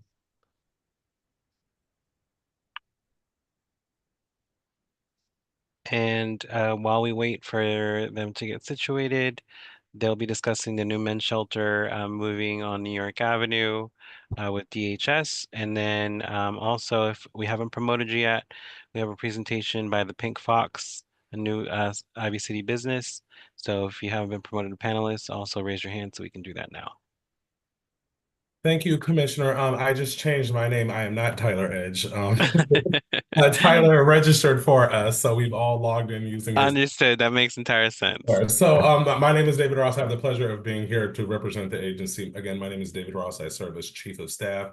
I'm joined with Tyler Edge. I think Tyler raised his hand because he's going to advance the slides for me. So if you can add Tyler, one of the 15 Tylers that are on your screen, I think his hand is up, as well as Meredith from Cozen O'Connor. They're part of our team that wanted to answer questions you may have about the notice of intent and all that processing that might exist. So if their hands are used, I will ask you to promote them as well, please. Got it. If we could just update your name, Meredith, just so we make sure we got this correct. And Tyler, you can't see me, but I can see you. Great to see you here at an ANC meeting.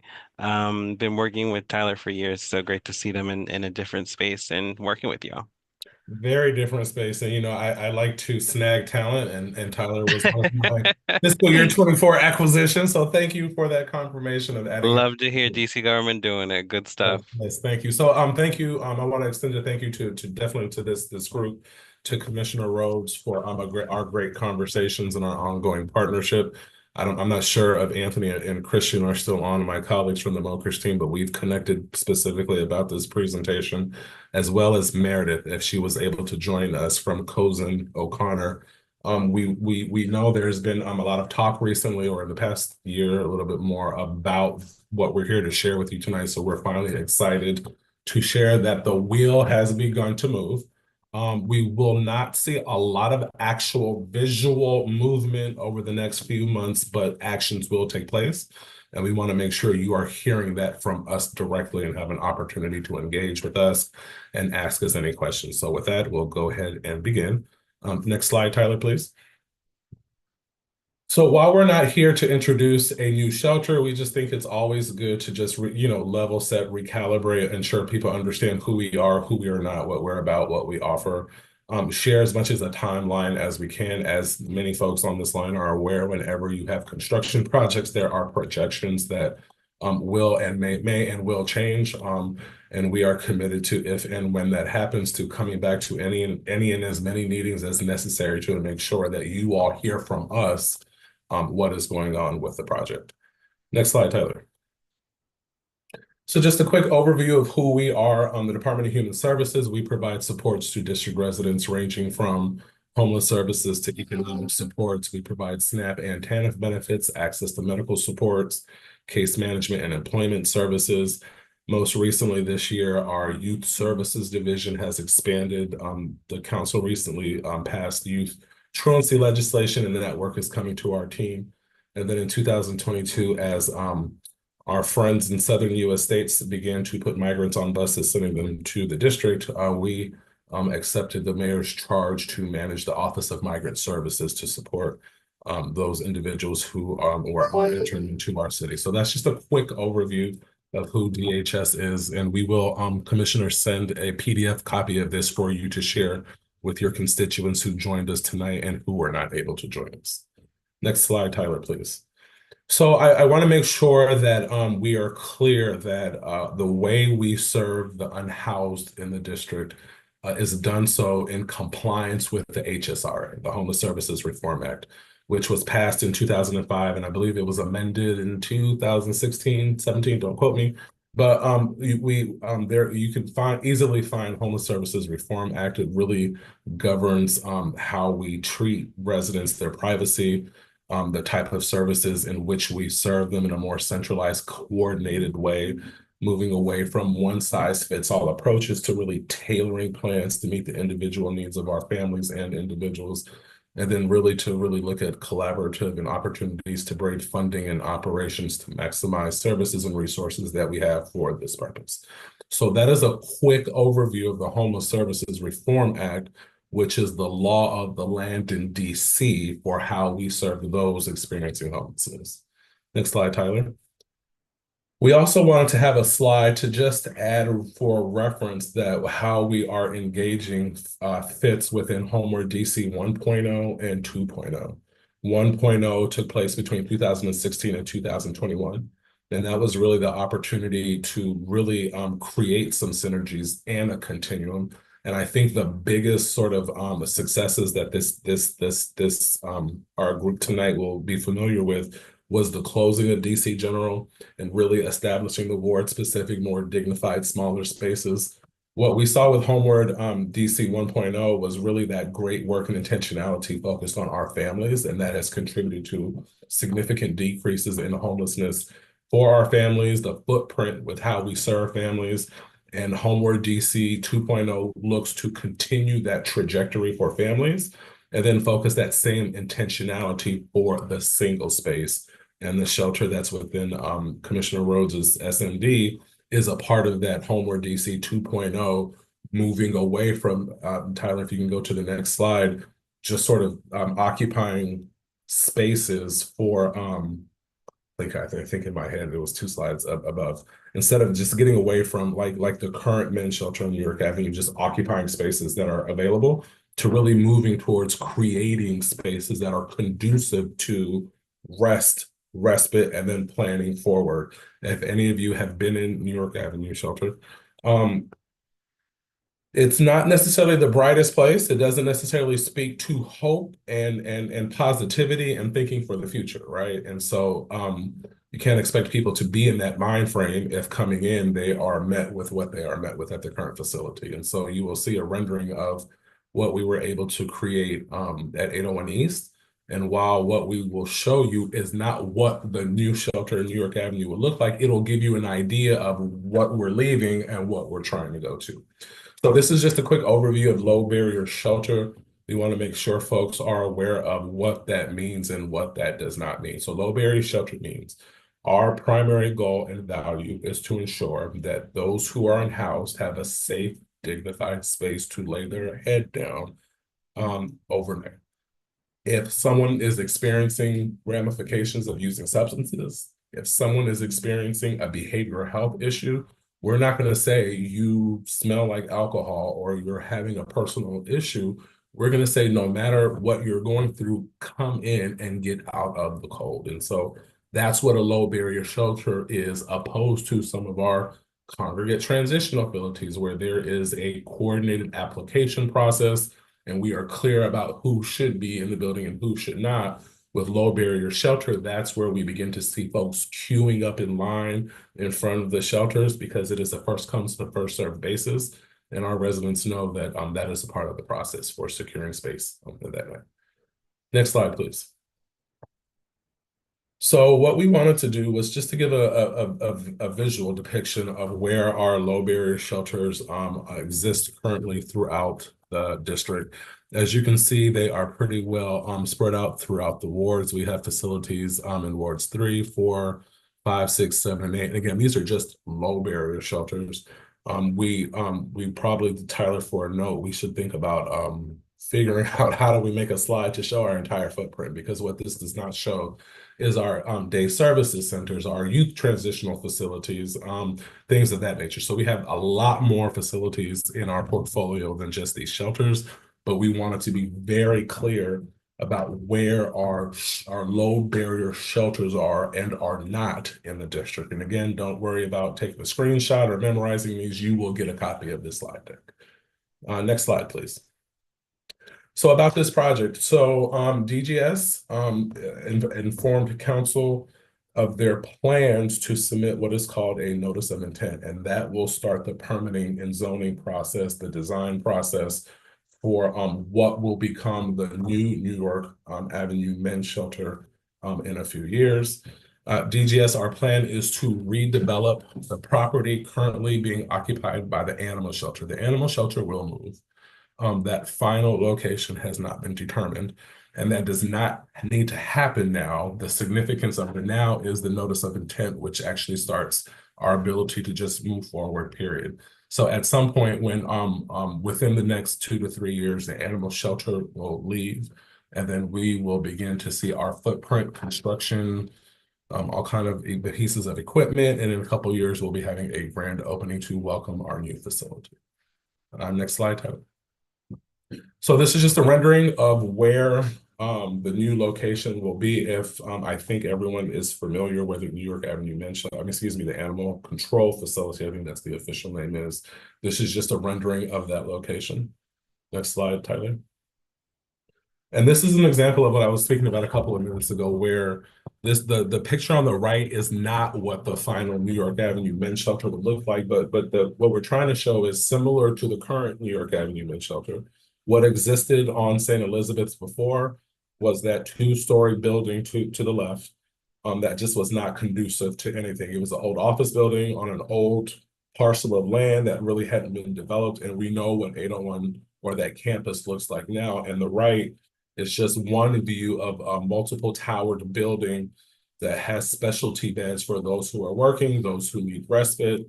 There's enough space where people aren't crowded, but it's not so spacious where we can't keep eyes on everything. The image to the right does not give me hope about anything in the current or in the future, but the image to the right leads me to believe there is good stuff going on in there that I want to be a part of. And that's what we want to bring to New York Avenue. Right now, our men are going through a shelter, an alley. That doesn't give me hope for the future.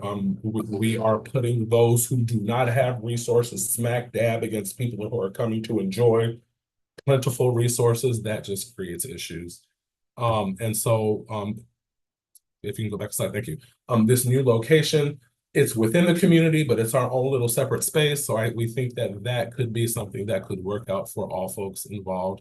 And part of what we're, our partners, Meredith with Cozen is here to talk about. We're not one and done and we're going to walk away. Like there will be opportunities, not every piece of the design element, but there will be opportunities for this community to give us input and feedback that we can take back and see how we can incorporate. And then again, all final designs, every portion of this project, we are committed to coming back and sharing updates with this community. Next slide, Tyler. So just a quick overview of what our shelter looks like. Again, our low barrier shelters are for adults ages 18 and over. Hours of operations for this shelter, as with all of our low barrier shelters, 24/7, 24 hours a day, 7 days a week. Clients receive housing-focused case management. So our goal is not to get David Ross to connect with their behavioral health specialist. Although we encourage, we promote, we make connections, our goal is to think with David, where are you at today? What is your plan 3, 6, 9 months and years? What are the steps we support you in moving you forward? One, to housing stability, which will include what are your mental health supports. If you are dealing with behavioral health issues or substance abuse issues, how is that part of your plan? We often get asked, how is it or why is it that you're working with folks that have challenges? And our response is, just because someone gets their rent paid with a voucher or a subsidy, they are no different from residents who pay their rent using their own checks who have issues, right? So it's not that we want to help people who have no vices actually get stabilized in life. Our goal is to help residents create holistic plans that encompass all of their challenges in incremental and realistic milestones to achieve their final goal. So our focus is on adults experiencing homelessness in need of overnight shelter, meals, and connections to basic services. Of course, those with the jobs, and we will set aside resources for those with jobs so that we don't further exacerbate their issues and we're actually supporting their ability to move forward economically on their own. We work with adults seeking social services, medical care, referrals, and then of course, hypothermia season, which is coming up very quickly. November 1st through March 31st is the official period in the district where we blitz and blast and encourage every resident that does not have a place to go with a roof. We really want them to come into any of our shelter offerings. So you will begin to see in the next couple of weeks an aggressive a media campaign, a social media campaign, public communications plan, really preparing the city, the community for hypothermia, which is. Next slide, Tyler, please. So this is just a quick, this is a projected overview. Again, a lesson I have learned early on when I began this position is when we had these projections, we would go, we project this activity to begin October 15th and last 30 days. If it didn't start exactly on October 15th, we were accused of not being transparent and not being honest. And again, I reference back to construction programs. You can have the best laid out plans, but if your plan did not include the broken pipe that wasn't known behind the fourth wall, once you break through the first 3 walls, you can't proceed until you address that issue. And sometimes that creates delays. There are supply chain delays. There are contracts that have to be renegotiated. So what we're trying to do is give projections. And as of today, this is the plan moving forward. As with any project, there will be some wiggle room, but we do not anticipate any residents moving in, any fanfare, any grand opening until fiscal year 2020. So that is still 3 years in advance. But again, the notice of intent gets the ball rolling. And so we wanted to make sure you all heard that from us and not in the Washington Post in a couple of days. I'll take just about 10 seconds just for people to really look at this visual right now, if that helps. Any questions that may come later before we move on.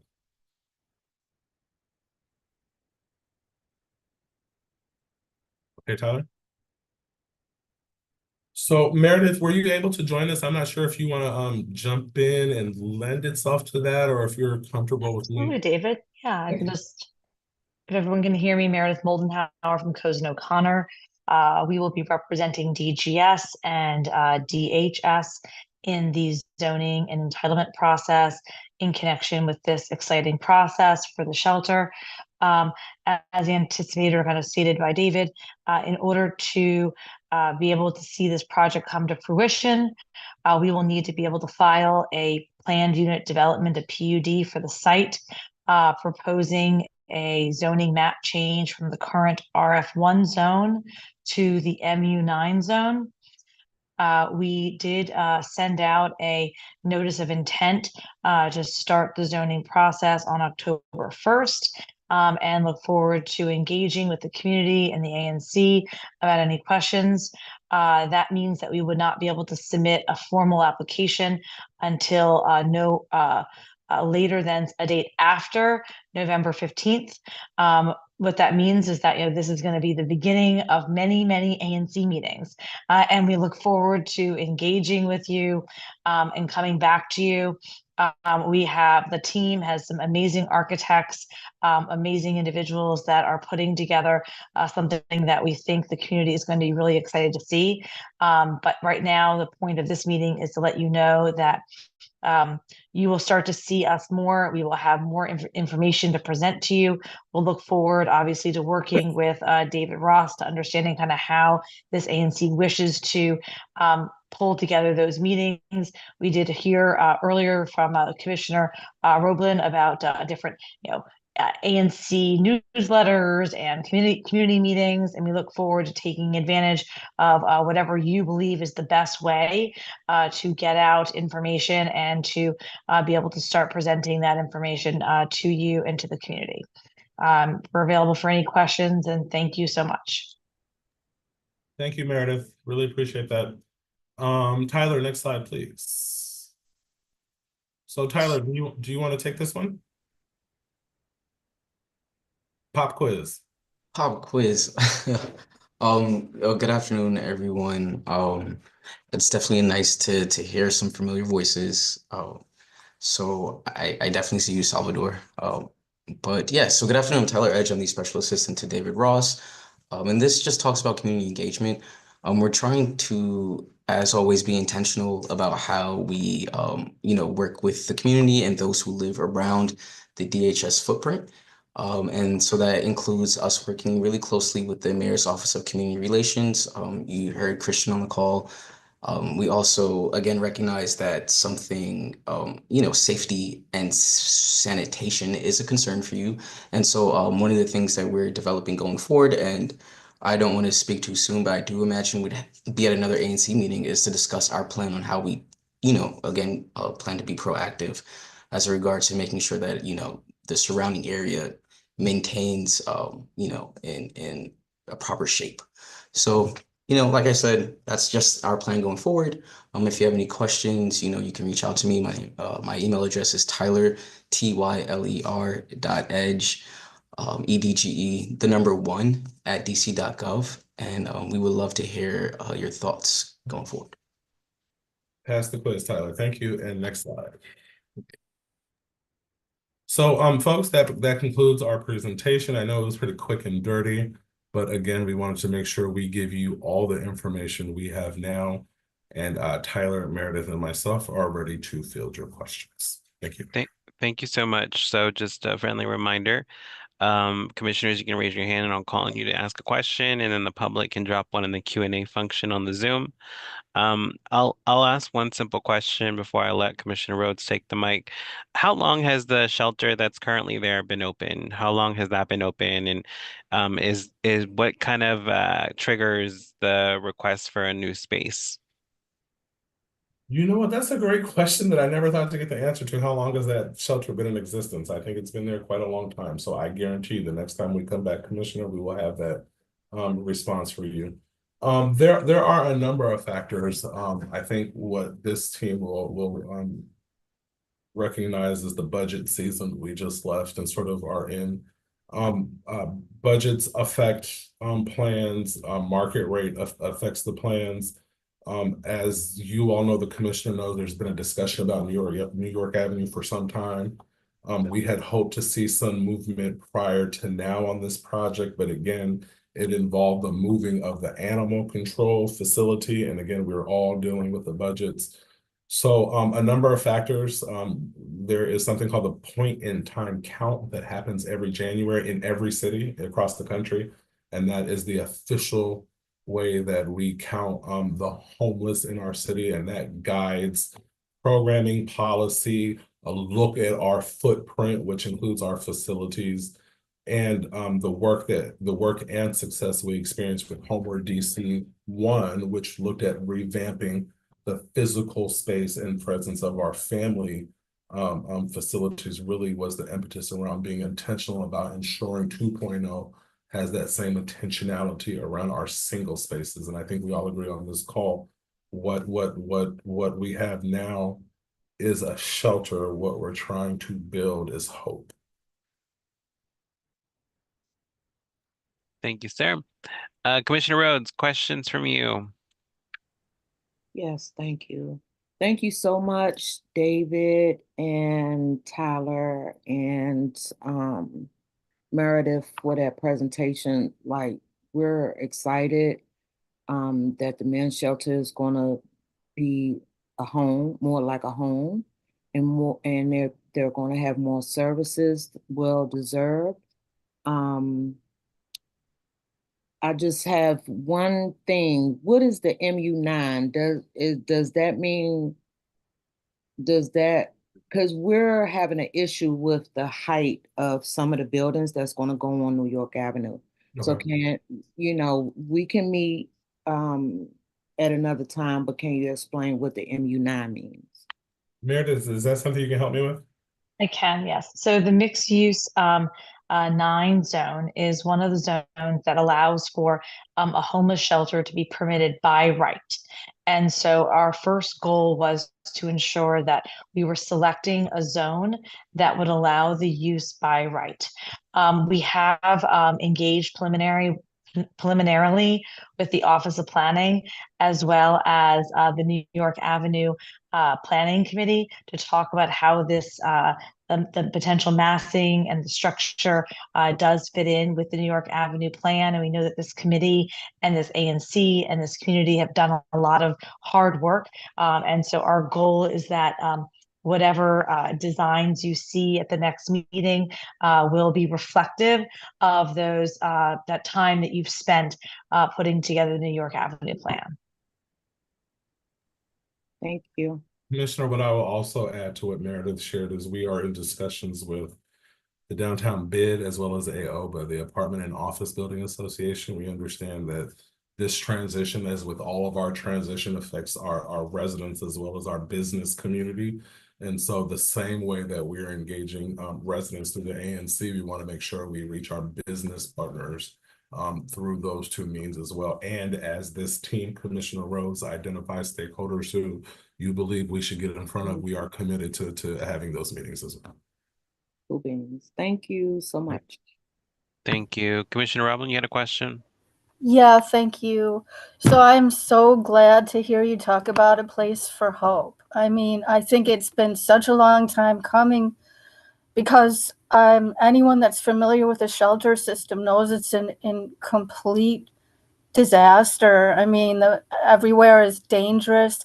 People get raped. People get their things stolen. It's a lot of them are very dirty. I mean, it's been a nightmare. And I mean, it sounds like you're really trying to change that. And that you deserve so much credit for that. But it's been a very long time in coming. But I was wondering, do they have like washing machines and dryers and showers at all? This place? Great question. I started to call them amenities, but I caught myself. Yes, our current unhoused residents have access to those facilities now, and will do so in the future for future shelter now.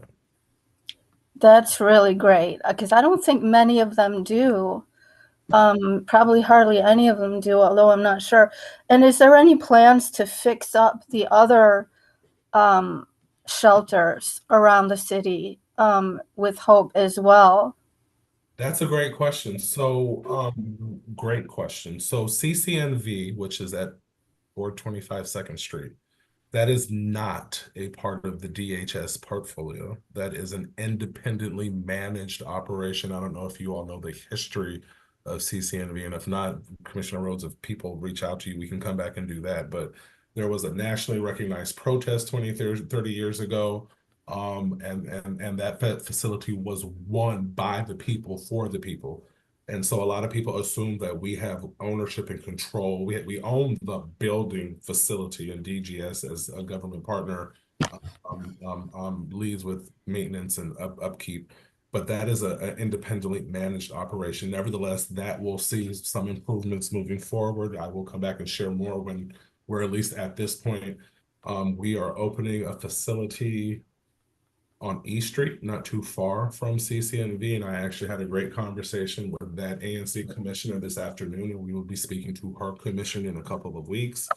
Last night, Tyler and myself and our administrator for family services spoke at ANC 2C02, which is the single member district for a new shelter coming online, Green Court.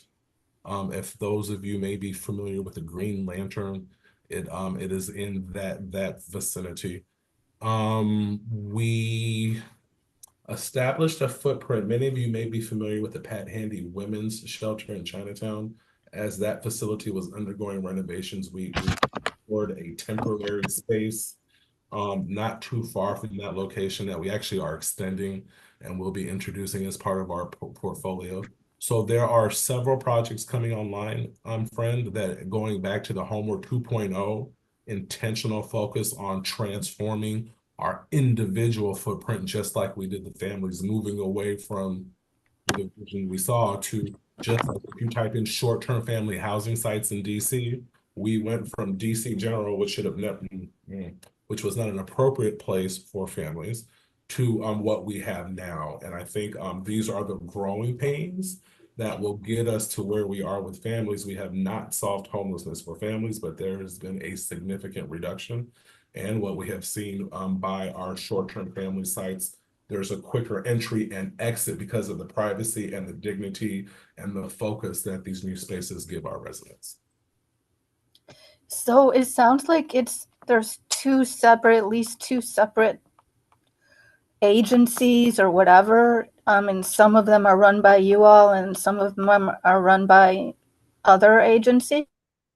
That's a great question. Is that right? CCNV is independently managed. We manage a majority of other facilities. Again, Tyler, we added the low barrier shelter sites. And again, when we come back, we may just do a site showing all of DHS shelters, because what we also have, friend, we have, there are, if we just put the shelter discussion to the side, we hear a lot about customers whose rents are paid through subsidy support. And a popular assumption is that every subsidy is administered by DHS, and that's not the truth. We have sister agencies that administer voucher programs as well. There is a federal voucher program in which there's no district office to call for support, right?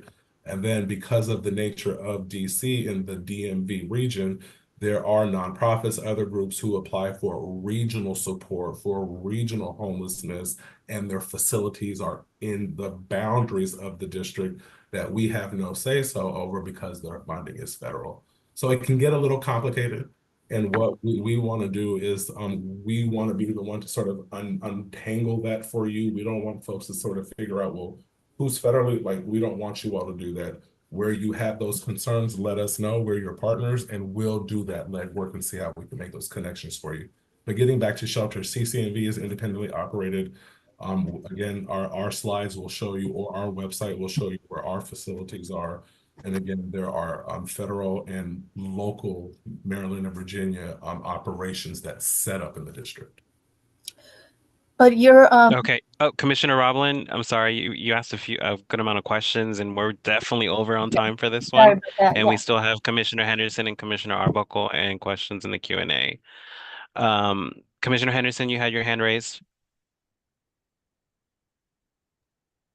Yes, Mr. Ross, DHS has some well-documented difficulties with managing voucher holders.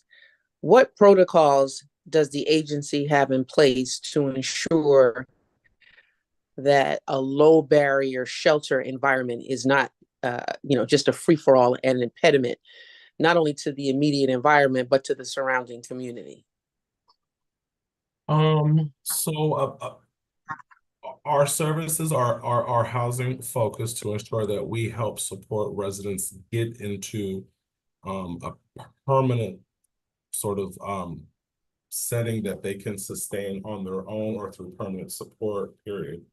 A popular misconception is that housing alleviates all the challenges that our unhoused residents deal with, right? What housing experts tell us nationally, what we know, is that the best way to successfully address other challenges, the isms, the alcoholism, the behavioral health isms, the lack of ability to skill up and find sustainable employment, all circles around ensuring I have a safe, comfortable, warm place to sleep at night. We can't expect our residents who engage in our employment programs to be focused on finding a job if they're focusing on what am I going to do tonight when I pick up my school, and I can sort of figure things out for a couple hours, but where are we going to sleep at night, right? So our focus is to make sure, first and foremost, we are able to connect residents with that unit. And then we work to address, encourage, and support follow up with ancillary sort of issues. Those things will not happen overnight. And what does not help us help everyone are those expectations that on day one, when someone leaves the shelter and moves into a unit, an apartment that is leased owned, that those issues are just going to dissipate when they don't. And when we who are not challenged with some of the challenges our residents are facing, then begin to interact and communicate and expect back and forth with people who just aren't at that level yet, it kind of exacerbates, right? And so what we're looking for are people who understand that our residents are coming with challenges that are no different than residents who pay rent without subsidies. Let me sit and let that marinate for a minute.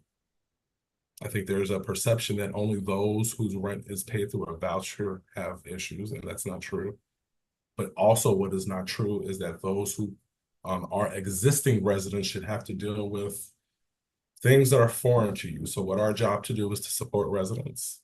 What my responsibility to the director and to this agency is ensuring that we're connecting with the residents, that we're listening to what you're sharing with us, where we can find a happy medium between ensuring residents' rights and responsibilities, and that's really why I share the HSRA.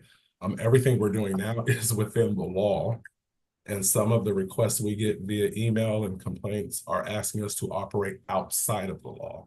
And so that's intentionally why I added that there for that reference point. But working with you all, working with our sister agencies, we work very closely with DPW, DGS for issues around trash collection, MPD with sort of monitoring and additional routes.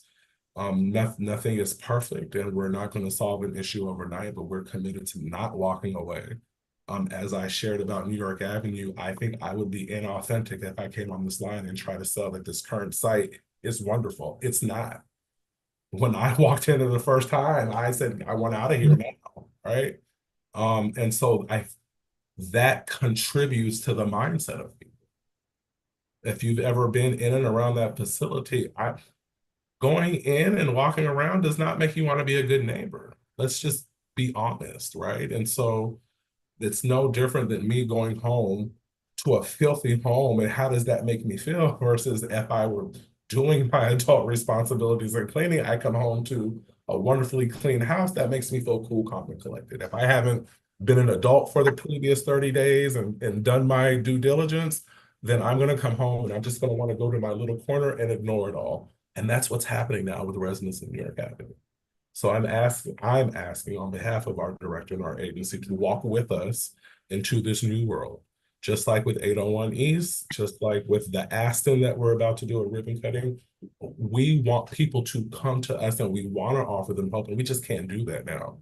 And with this new facility, with our partners at Cozen, checking in with our colleagues at Mokers, we want to do this the right way and ask that you all work with us, hold us accountable, but let's, if we can, let the New York Avenue or yesterday go, because we're very in alignment with you that that's problematic for a number of reasons, no fault of anyone.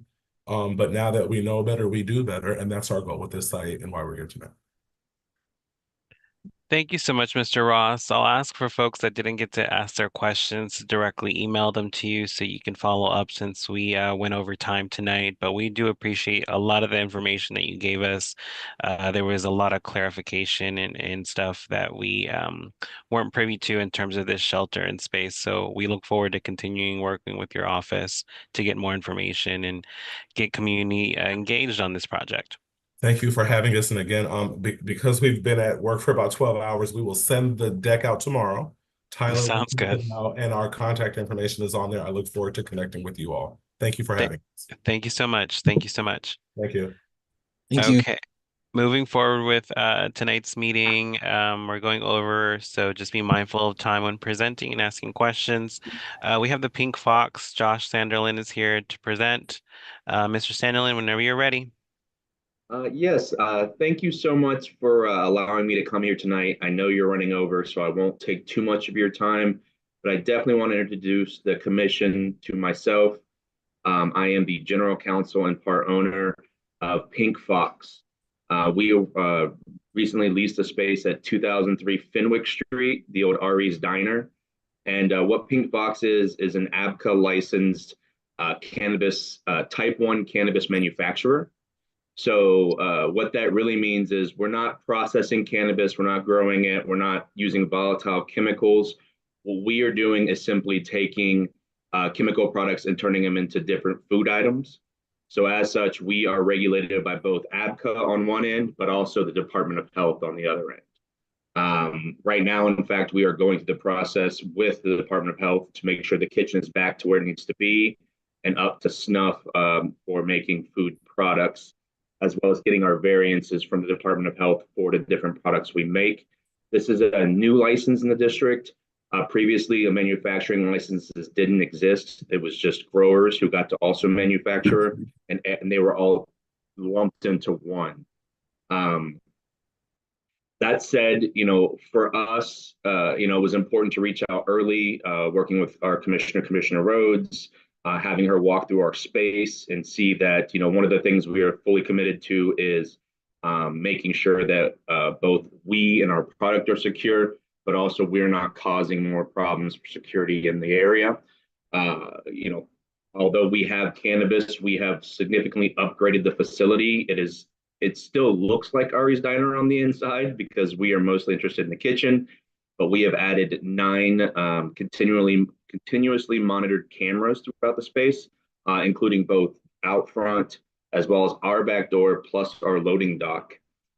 We have added a security gate on the inside of the front, not on the outside, but on the inside of the front, so that in off hours it closes and locks. And all of our doors have restricted access doors and require a fob key that only the 3 owners, who are also our 3 employees, currently have.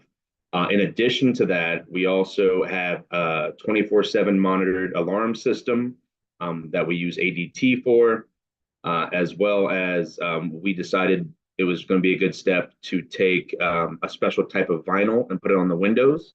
And that vinyl prevents it from being shattered. It makes the glass shatterproof. Even if you did get through that glass, you still, like I said, have to get through a gate, plus an alarm system, plus a security system with the cameras. And then we additionally have panic buttons. Now, the one thing I really want to stress about our business is we are not customer facing. Our business model is we work directly with dispensaries that are licensed by ABCA, not the what they call I-71 folks, not the growers on that end, not the gray market guys, just ABCA licensed dispensaries, and also securing product from ABCA licensed growers and processors themselves. So as such, we won't have any customers on site. There won't be a lot of foot traffic coming in and out of our building. Really, the only three people who will be coming in and out of our building are the three owners of the company, who are also the three employees, myself, Alex, and Mark. The other thing is, I know one of the concerns was, well, these guys are just going to be getting stoned all the time. We are prohibited from smoking inside our facility, and there's no way I'm going to attract attention by having my employees or my other colleagues or co-owners smoking outside. So cannabis will not be consumed on site. It will be turned into edibles on site, temporarily stored on site, and then all deliveries will be secure through our loading dock, as well as and staggered at different times, so that we're not just setting ourselves up for any issues there. That was a kind of a quick and dirty rundown of what we're doing. In my experience, people have more questions than want to listen to me talk. So I would be happy to answer or any questions, address any concerns. I know this topic can be polarizing sometimes. So with that, yeah, I would love to just open it up to anybody's questions and answer whatever you guys have. Sure. We'll allow folks to ask questions in the Q&A and then also commissioners directly.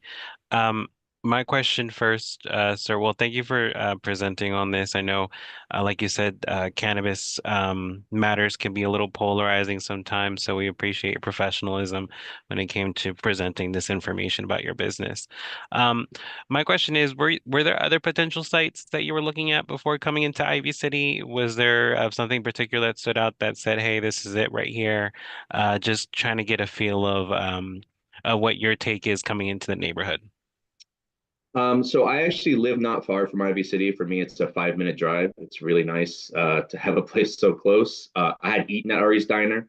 We initially had done a walkthrough with Ed and Ari's Diner because it had been closed for a while. But they weren't sure, it takes, it's Douglas development. So, we had to work with them on the lease and process. We did look at some other sites, but nothing that really appealed to us. This Ivy City, but because it's zoned as a PDR. I actually spent months trying to help get the zoning changed so that people like us didn't have to only do PDR, because there's such limited kitchen space in PDR without building it out. So we found Ari's Diner and kind of stuck with it for a while and went through the process. And I'm glad we did. I've always gone to the gym right there because I was close to my house, and it's just been really convenient. Commissioner Rhodes has been great to work with. Wasn't fully sure what to expect in there, but I know that restaurant had been closed for a while, and it just kind of checked a lot of our boxes. And parochially, it was really close to my house. So. Nice, thanks. Question from Skip Keats. Per the Pink Fox, will the production result in an odor in the air, a la chocolate factory? Asking as the scent of cannabis is far too prevalent already, and some are allergic to cannabis, including myself, aka Skip Keats. No, that's a great question. One we get asked. So our regulators prevent us from doing that. The cannabis you smell a lot of times is the I-71 gray market folks. That being said, we have the hood system that will, pull the air out. But our cannabis isn't processed on site. We are just baking with already finished product. So, our kitchen will smell like baked goods, not like cannabis. Thank you for clarifying. I don't see any other questions in the Q&A, and I don't see any commissioners with questions. Okay, with that being said, Mr. Sanderlin, thank you so much for joining us for tonight's meeting. I look forward to stopping by and seeing what you guys got. So definitely love hearing the progress you guys are doing over there in that location. Thank you so much, Commissioner. And I would say that anybody who is interested in coming by and seeing our facility that's on the commission, you can reach out directly to me, or Commissioner Rose has all my contact information. Would love to walk you through, especially pre-open, so you can get a feel for how it looks, see the security steps we've taken. and actually meet the other two owners too. We're really excited about being part of the community. So just please let me know and you guys can come on by. Sounds great. Thank you so much. Thank you. Okay, ladies and gentlemen, still on the Zoom meeting. We have finally made it to the portion where we have our voting action items. We're a little over time. I will make a motion to table resolution safe passage in Trinidad for November's meeting. I do move that we table this resolution for next meeting and open discussion for future conversations in upcoming meetings. Can I get a second on this motion? Second. Second by Commissioner May to table the resolution for safe passage in Trinidad. All in favor, say aye. Aye. Aye. Aye. Aye. Any opposed, say nay or opposed. And any abstentions? Okay, the ayes have it. We'll table that resolution. For any residents that are interested in engaging the resolution, feel free to reach out to me directly, like some other residents have been doing. This is from a conversation that we held with the council member's office back at the Trinidad community meeting in July. So this came out of that meeting, and one of our residents in Trinidad, Mitai, has been helping with drafting it. So shout out to Mitai for the help. Okay. With that being said, we have a resolution for DC statehood by Commissioner Roblin. Commissioner Roblin did discuss and present the resolution at last month's meeting, but we lost quorum and weren't able to vote on it. Commissioner Roblin, are you going to go over the resolution again, or would you just like to place the vote on the table? I think going over it would be helpful because a lot of people don't know a lot of information about statehood that's available. Go ahead. Okay, great. So I got this resolution from Peter Lynch, who's a Ward 3 ANC, who's working with statehood a lot. This same resolution has been passed by ANC 5F, and a similar one has been passed by ANC 3G. So because we're not a state, we have a lot of disadvantages, more than a lot of people realize. We basically have taxation without representation because we have no voice in Congress. We don't have any senators, and our only representative, Eleanor Holmes Norton, does not have voting rights. She cannot vote. We got what we call home rule in 1973. It gave us a mayor and a city council that the people of DC elected for the first time. We had our first elected council and mayor in 1975. DC misses out on a lot of federal money that's doled out to states because we're not a state. Congress can veto any of our laws anytime it wants to, and it did that several times in the last few years, as well as much earlier. They have attempted to block DC from implementing Obamacare. They barred DC spending to offset the cost of abortions for low-income residents. They challenged our medical marijuana program and prohibited DC from taxing, regulating, and commercializing marijuana sales. They challenged DC's efforts to control gun violence and block needle exchange programs aimed at reducing the spread of HIV/AIDS. They threatened to repeal DC marriage equality laws. Most recently, Congress vetoed a major DC crime bill that the council had worked on for years and voted unanimously to support, and Biden did not save that, so that went down. That was in March last year. In May this year, the House voted to block us from changing our sentencing laws. DC judges are appointed by the President of the United States and confirmed by the U.S. Senate. We don't appoint them. And all U.S. felonies and some misdemeanors. Sorry, I don't know what I wrote here. I think all our felonies and some misdemeanors are prosecuted by a federally appointed U.S. attorney. So that attorney works for the federal government. And I would say that part of our crime problem is because the U.S. attorneys have been choosing not to prosecute many cases.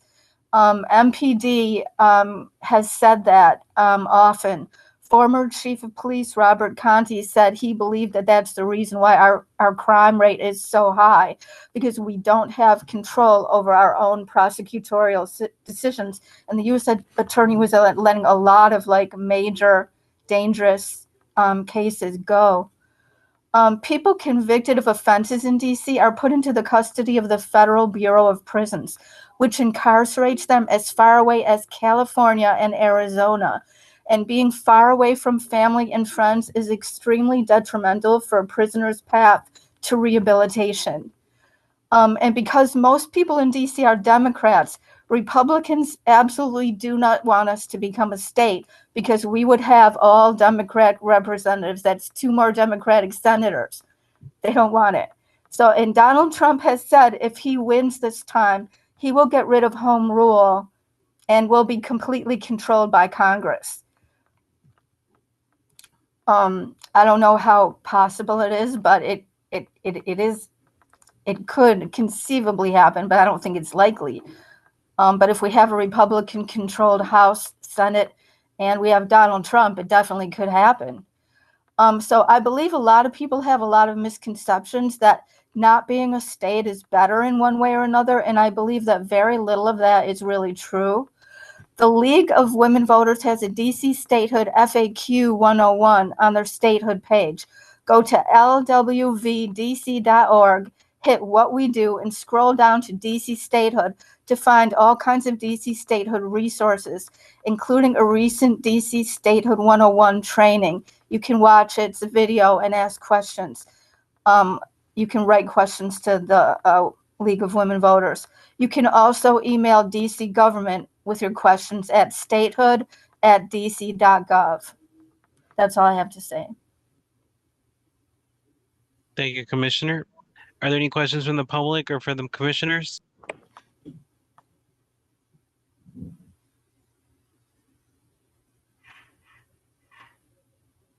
There's a quick question from Commissioner Henderson.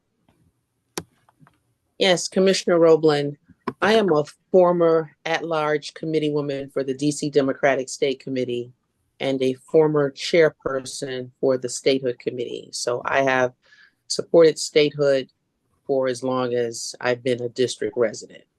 I have a problem with your resolution. It's kind of a catch-all. It's all over the place.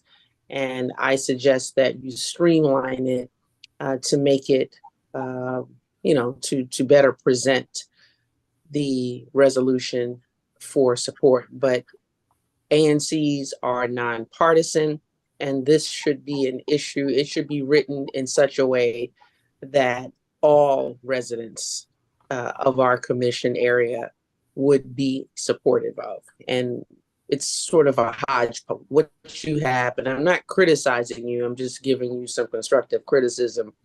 It seems like it's just a hodgepodge and a catch-all of every grievance that, citizens may have. And I don't think that's not what a resolution should be. Concise, and it should be written in such a way that garners widespread support. Mm-hmm. Yeah, I don't feel like I'm an expert on it, Commissioner Henderson, but I'm not sure that I don't think I really agree with you on that. And I think that both resolutions that were passed, the one by 5F and the one by 3G, looked very similar. So, I mean, I'm going to just sort of go with, I think it's all right the way it is, even if it's a bit of a hodgepodge.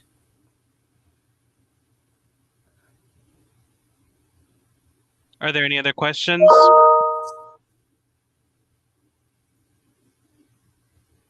Okay, Commissioner Roblin, do you want to make a motion? Do you move to have the commission support this resolution? Yes, thanks, Commissioner. I move that ANC 5D support this statehood resolution. Can we get a second for Commissioner Roblin? Second. Second by Commissioner Cobb. Those in favor of the motion presented by Commissioner Roblin, say aye. Aye. Aye. Those opposed, say nay or opposed. Opposed. And any abstentions? Okay, the ayes have it. Motion carries. Commissioner Roblin, send that to well, to myself so we can get that signed and sent to the proper folks. Thank you. Thank you.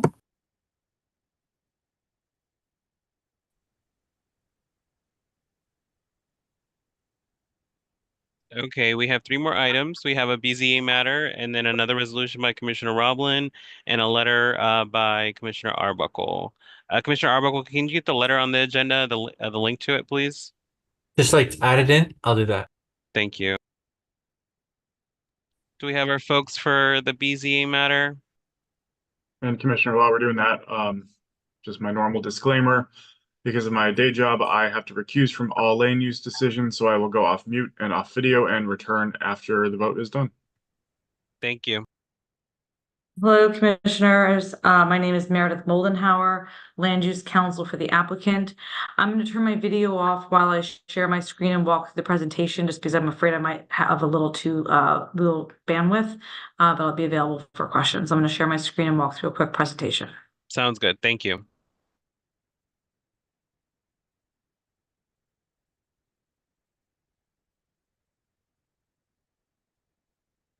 Okay, can everyone see my screen? Yes. So we are here tonight to present on case 21193 at 1538 Levis Street Northeast. As you can see, the property here is located on I'm sorry, Levis can you Street. full screen the presentation?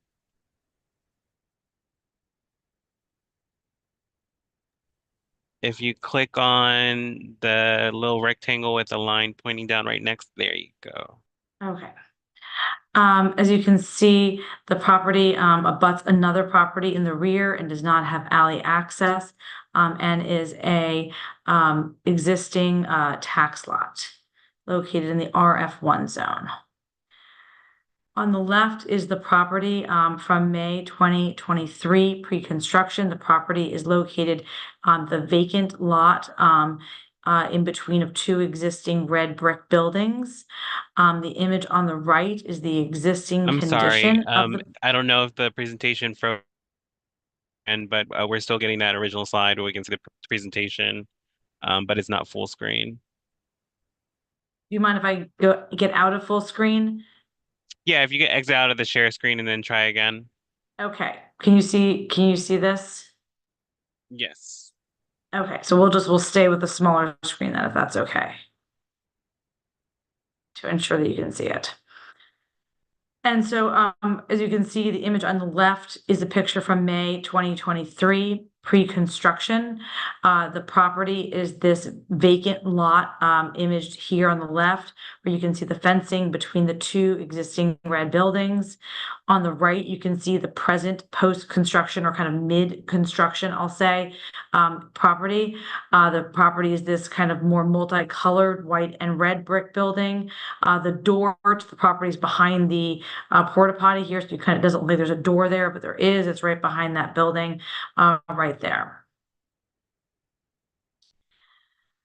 The proposed project and property, we are looking at this kind of in retrospect, so we're looking at it and kind of describing it as a vacant gap lot. As I just showed you, construction has occurred in the lot, and I will explain that in a moment. But the proposed project is for 3-story single-family row home. The project is compliant as to height, lot occupancy, rear yard, frontage, as well as all of the other zoning requirements for the lot. The background here is very unique. The background is that the property received a building permit on May 19th, 2023 from the Department of Buildings. My client believed the project was a by right project as they received a building permit. They began construction and worked on the building, and as you could see from the images a second ago, did construct a large percentage of the structure under a valid building permit. For about 9 months, they were under construction, going through the normal course of process at the Department of Buildings. In January 18th of 2024, DOB issued a stop work order after discovering that the building permit had been issued in error.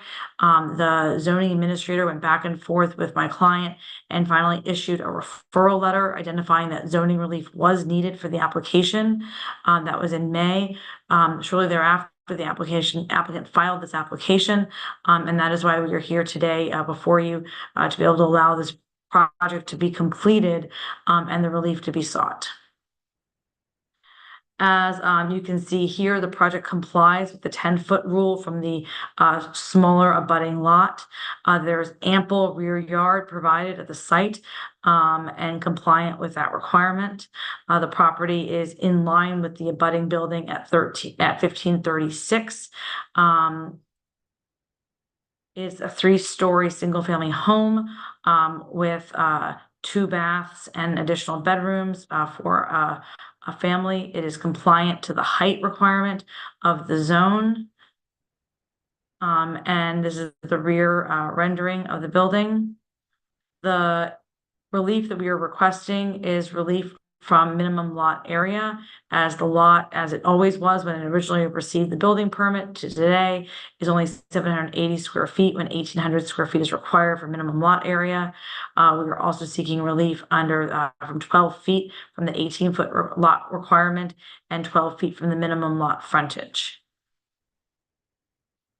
We believe, I'm available to answer any questions, but we believe that the applicant has satisfied the variance test. We've also just, to provide information, we have a letter of support from one of the abutting property owners. At the executive committee meeting, there was a recommendation that we flyer the community. The applicant's team did go and flyer the abutting blocks of the community with individual flyers, letting people know of tonight's meeting and engaging with them about the project. We did reach out to Commissioner Henderson via email on July 15th and then again on July 9th. And the case is ripe for decision as our BZA case is coming up. And we'd obviously ask for support for this application as our client detrimentally relied on the building permit issued by the Department of Buildings. And this does provide a ample size single family home in a infill lot that was priorly vacant. And we believe it is a good public policy to support the infill development for a single family home in the area. Available for any questions. Thank you. Thank you so much. Just a friendly reminder, we'll use the Q&A function for questions, and commissioners can use the raise your hand function to ask questions. Since this isn't Commissioner Henderson's single member district, I'll allow her to ask questions first. So, Ms. Moldenhauer, you should know better. This is in single member district 5D06. I've already spoken to Ms. Williams several times. I informed you and Ms. Williams in my emails that the zoning committee chaired by Mr. Horgan, who lives at 1501 Neal Street, or he's in 5D08. He has no standing whatsoever in any matter regarding 5D06. I also shared this with Mr. Horgan, and he responded with profanity. So I'm not understanding why, a federal government employee thinks that he has standing regarding an ANC matter. You've been a bad actor, and this is not the first time you've been a bad actor. So this matter should not even be on the agenda for this commission. And if these commissioners vote in favor of it, I'm coming to the hearing and I'm going to give a complete recitation of your bad acts regarding trying to push through questionable zoning matters through this commission, underscoring, the obvious dysfunction of the commission. And I'm going to make it clear that you don't deserve your client, you or neither.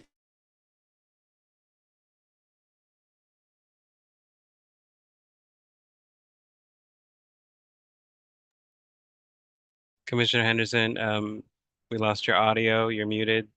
But again, commissioners, we're opening the floor to questions, not attacks here. Just to clarify. I'm sorry, I don't know if that's me that I'm losing bandwidth or that's Commissioner Henderson. No, this commission is out of order, so I don't care what. You're out of order. You're Okay. out of order. Do you have any questions, Commissioner Henderson, for them? Because all I heard was attacks. I didn't hear any questions. Well, your listening skills are piss poor. Okay, well, great to know that you did not ask a question. Um, the just to clarify here what's going on, I believe that you all as folks submitting this BZA matter did reach out to Commissioner Henderson in regards to this matter and also did your due diligence by reaching out to our zoning committee and our commissioners so that we're aware of the project coming on that we'll be voting on. I did send an email to them clarifying that we've asked every person with a BZ matter to present to our zoning committee to allow public space to be able to question anything that's being presented to us, as well as also joining a COW meeting for the ANC commissioners to directly ask. My only ask was during that COW meeting is that the community was properly informed, and it sounds like they were flyered, they were properly given notice and physical correspondence on the block. Commissioner Henderson, have you made an attempt to hold a meeting with them or a community meeting regarding this matter? Because I think those are your concerns, correct?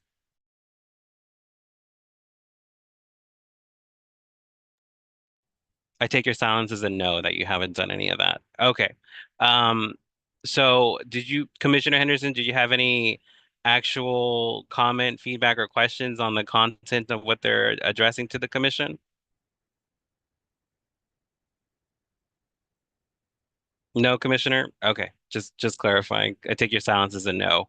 Were there any questions from the commissioners or our zoning committee chair, Commissioner Arbuckle? I know Commissioner Henderson likes attacking Kevin Horgan, but we also have a commissioner that is a co-chair, and you can address those concerns to the commissioner, Commissioner Henderson. Commissioner Arbuckle, do you have anything to add or comment on this matter? I on my from for my personal after having gone listened to your presentation twice, I would say that to me this project seems like it seems like it would have been a good project regardless, but um especially with the DOB situation where they gave a permit and then retracted the permit after the building was mainly finished. Seems to me like a very strong case that that the project should be allowed to continue.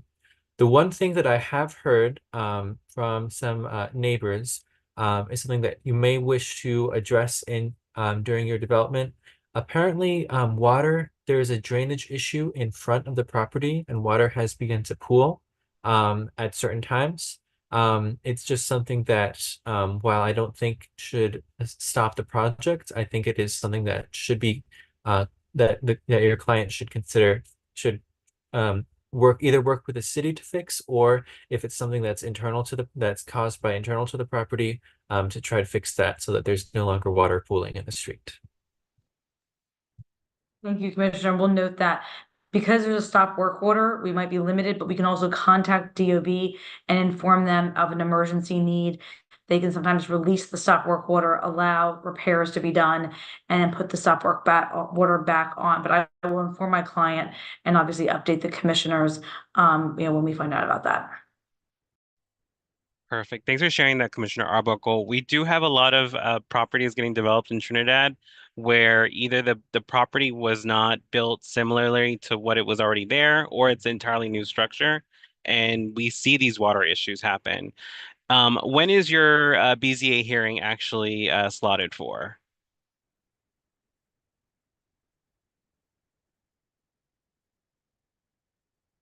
No, November 13th. Okay. So we do have another ANC meeting before then. It's not preferred to have something with such quick turnaround to get to the BZA, but being that this water concern has been addressed directly to you at a public meeting, I think it'd be beneficial if we table the vote till November to allow you all to see if we can mitigate this issue and concern, so we can vote consciously of everything that's happening right there at that property. Does that sound fair, Ms. Moldenhauer? Not to me. I would, if the commission's willing, I would ask for a vote tonight again, because we would have to obviously work with DOB to get them to release the stop work order. We will definitely follow up on it, but I feel like there are two separate issues. We'd be happy to come back to this ANC and report on the water issue next month, before the ANC meeting. And if there's obviously an issue, I think that would be, we'd obviously also love to get, if there is a support about vote tonight, to get that before the Office of Planning. It's important for the Office of Planning to potentially be able to see where the ANC is on a case like this. And so I would respectfully see if you could vote on the case tonight, but still allow us to come back next month and present on any updates. Commissioner McCollum, you had a question or? Yes, I'd like to go after Commissioner Arbuckle because I'd like to see what his comments are. It may answer what I was about. Understood. Commissioner Arbuckle? I just wanted to say, I was raising that not as a concern about the project, more as something that I just wanted in a public forum to let the developer know, as something that they should address. But I don't think, but that itself doesn't have anything to do with the project. In terms of the project, it doesn't have anything to do with the zoning relief. So I think that, and it's not clear at all whether it's necessarily to do with the project. It may be. And may even just be something to do with the fact that the project is stopped. Maybe they weren't able to complete something that they would have otherwise done. So I don't think that the project, I do not think we should hold up the vote on the project because of that. I mean, if they don't have it, I think that it's something that we should be we can continue working with COSN and DOB on. But I don't think it should hold up the vote on the project because the zoning stuff is separate from any kind of water issue. Okie dokes, Commissioner McCollum? Yeah, I just have a couple of questions. I'm not sure where I am on this, but my passion, everyone knows, is about development. So I want to just know, Commissioner Henderson did raise some points about, or she made some charges with against Meredith. And so I would just like to know, like, what's the relationship there? What has happened in terms of your development project there? Was there some issues prior to there being a stop work? And also, I know you mentioned that you all had flyered the community. Did you get any response from anyone in the community once you did your outreach? So just to be clear, I'm a lawyer. I'm not the applicant, and I'm not the property owner or the developer. And so I'm representing the property owner and the developer in this case. We have reached out to Commissioner Henderson and addressed her questions, we believe, in regards to kind of being available, asking for input. My client has reached out to neighbors and talked to them about the project. They have received a letter of support from one of the abutting neighbors. I know that the flyering occurred. I don't believe there was any, a lot of it was kind of putting it in their mail boxes. And so to kind of, let them know that this was happening. And I don't believe that anything specific, but again, there has been obviously outreach, the property's been posted. And so, we have, obviously, there's also been the fact that, during the course of the construction, there was, from my understanding, no complaints about the construction, that the stop work order came from internally at DOB as they were inspecting the building and inspecting the project. And this was not something that was raised based on concerns from the community. And is there a reason why the developer or the owner did not come along with you tonight? I believe that the owner may be in the audience, and his architect as well. If they want to raise their hand and introduce themselves. It was getting late, and so I was trying to do this more expeditiously. But I think if you're present, you want to raise your hand again. I'm up there. There he is. So if we want to admit. I only asked just because for me on BZ cases, I don't, I don't like to rush those through, and I like for us to take some time for everyone to think about them. But most certainly, it's in Commissioner Henderson's SMD, and so I tend to try to side with the commissioners if it's in good reason. And so that's the reason for my question. It was not to really single you out here. It's just I wanted to, I think we asked, or the chair asked Commissioner Henderson to kind of explain, and we didn't really get much there. So I wanted to just give you the opportunity to either clear up some things or, to have your moment. But Absolutely. And if my client can maybe turn on his computer, turn off mute. And again, I think we forwarded Tyler. So it's not Tyler. Sorry about that, everybody. But if you want to just introduce yourself and talk a little bit about your engagement with some of the neighbors and the project, that'd be wonderful. Thank you. Yes, good afternoon. The name is Fissa. We are the developers of 1538 Levi Street. Yes, we've reached out to our neighbors, and then we have a very good support from our neighbors about the project. And then it's not none of our fault. What we have been issued a permit while on a construction, it was on a later stage, like after 85% of completion of the project, we found out stop work order was issued. Then we have to approach the Meredith to help us out in trying to deal with this matter. Thank you. thank you. I appreciate that. You're very welcome, sir. Commissioner Arbuckle, you had a question? Oh, I didn't. I think my hand was just still up there. Okay. Are there any questions from the commissioners?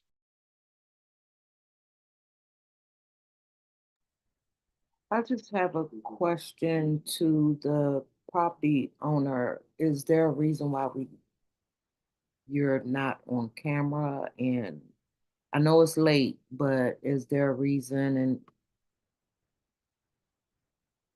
can we see you?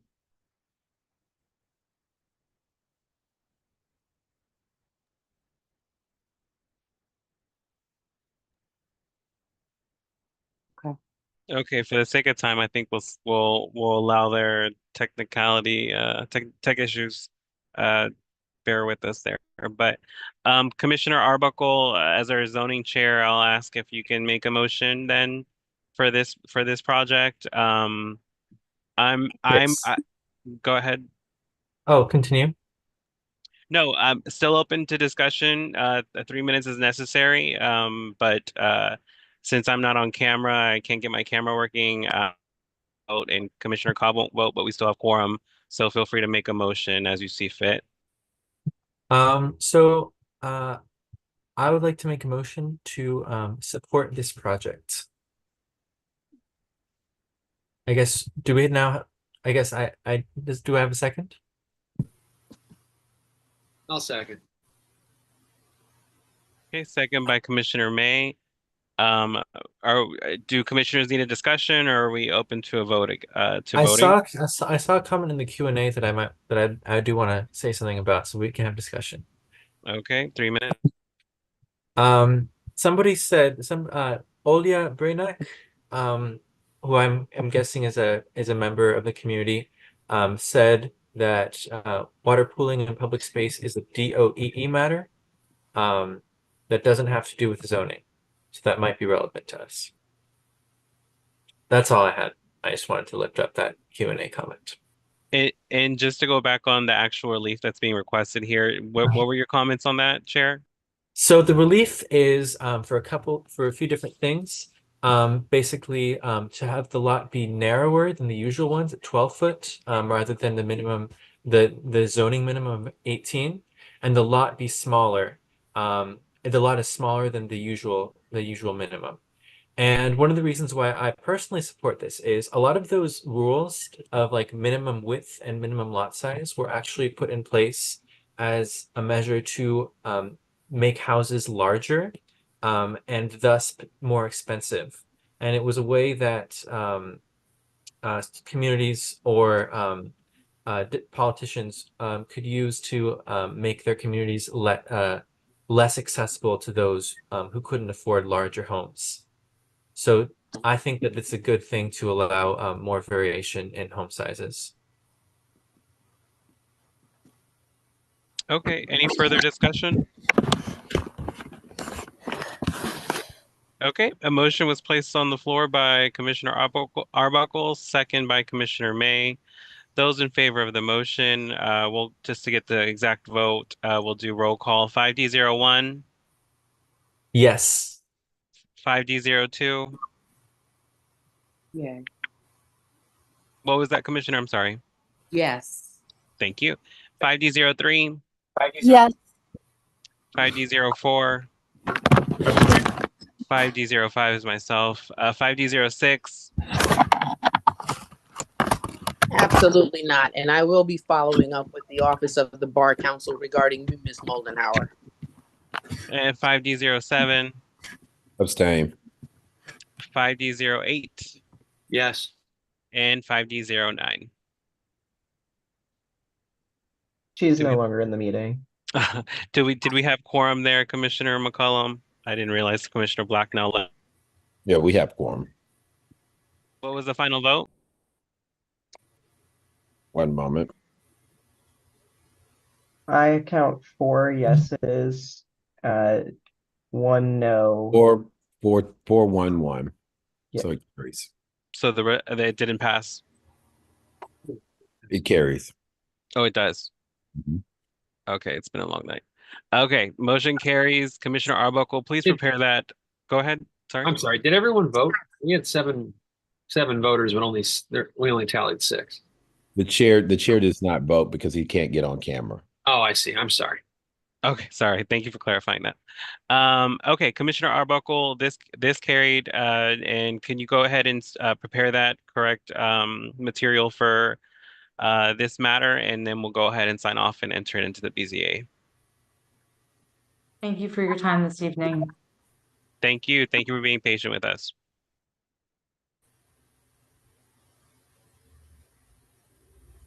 Okay, we have 2 more items left. We have a resolution on pet housing, Commissioner Roblin, and then we have a letter, resolution for the Union Market Streetscape by Commissioner Arbuckle.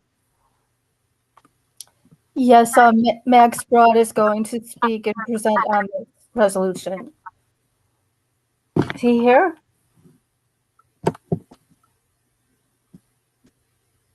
Yeah, Max is here. I just promoted him to panelist.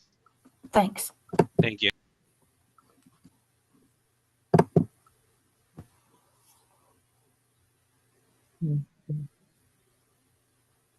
Okay, I am with you all. Thank you, Commissioner Roblin, and nice to see many friendly faces here. My name is Max Broad. I am with DC Voters for Animals, and today I'm here representing the People in Pause for Affordable Housing Coalition. So earlier today, we were at a hearing held by Councilmember Robert White, Chair of the Committee on Housing, to discuss the Pets and Housing Act.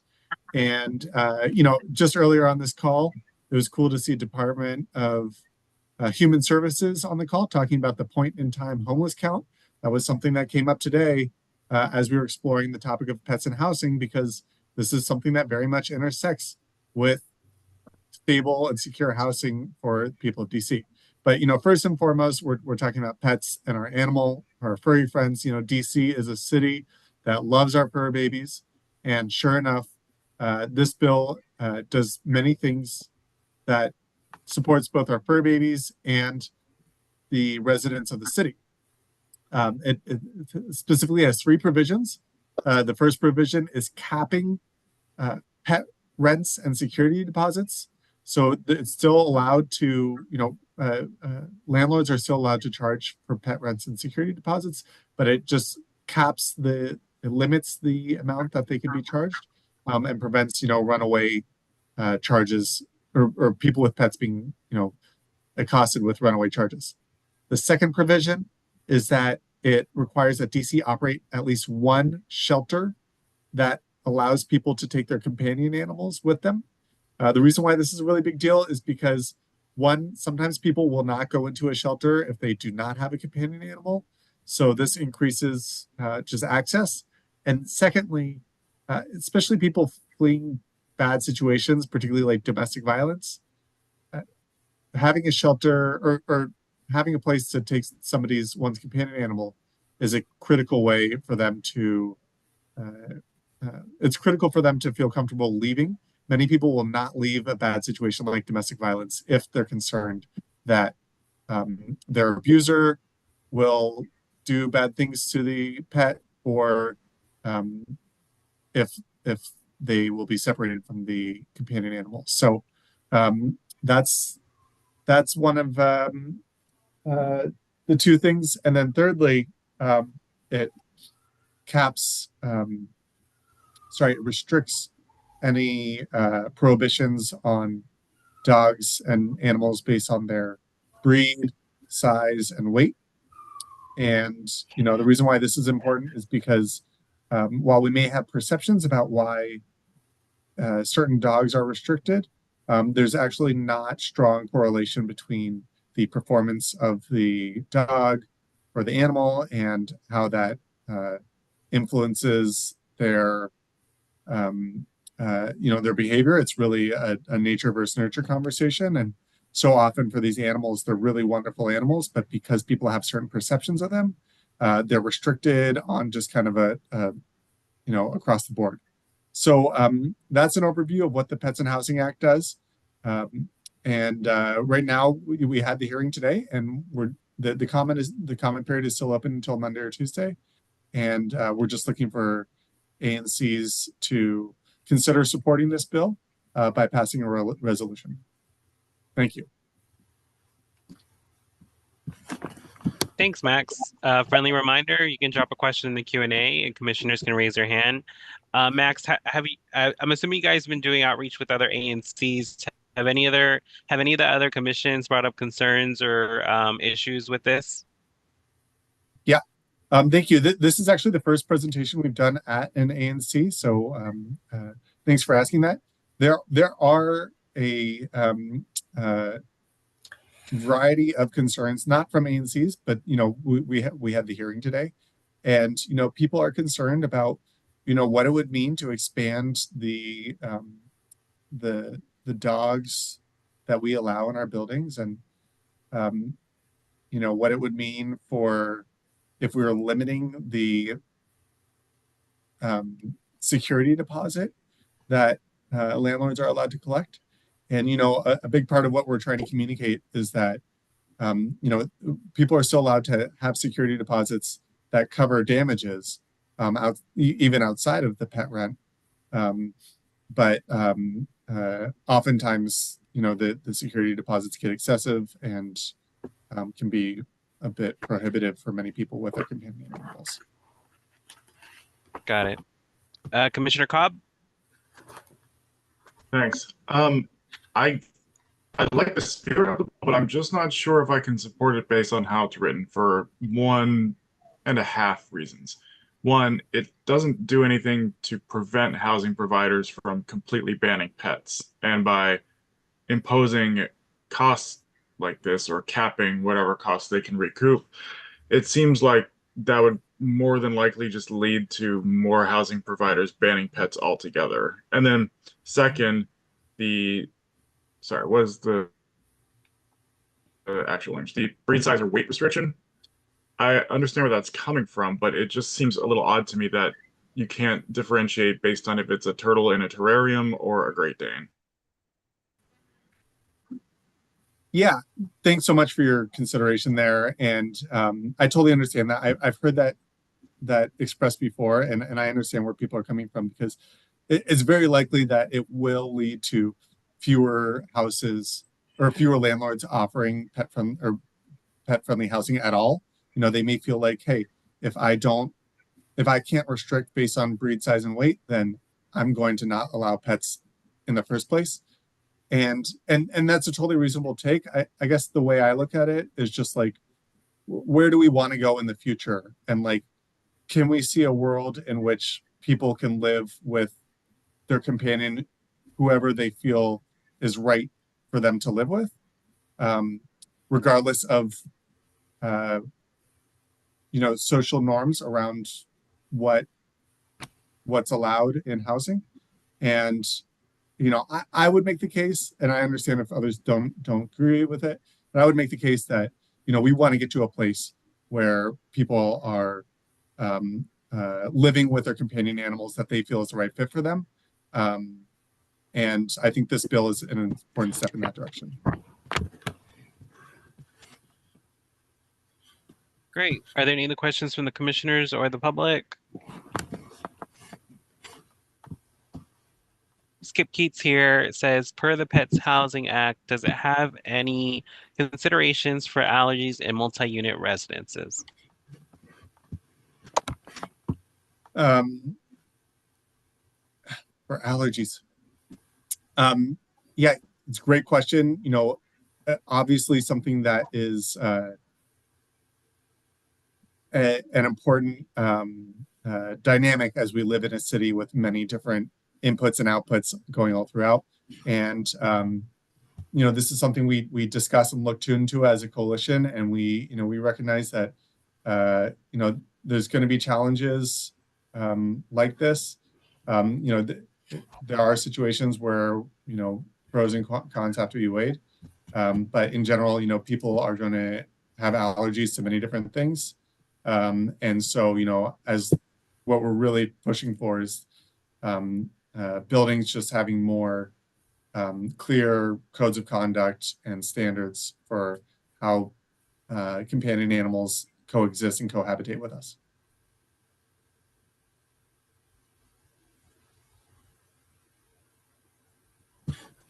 Okay, doesn't seem like we have any other questions.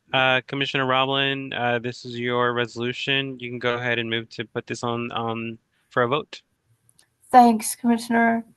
Yeah, I move that we support the Pets and Housing resolution. Okay, Commissioner put a motion on the floor. Is there a second?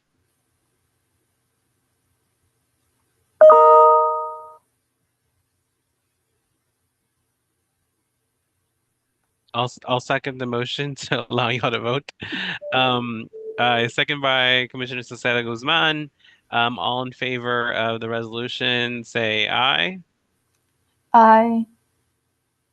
Are we not going to have discussion? Okay, if we discussion for 3 minutes.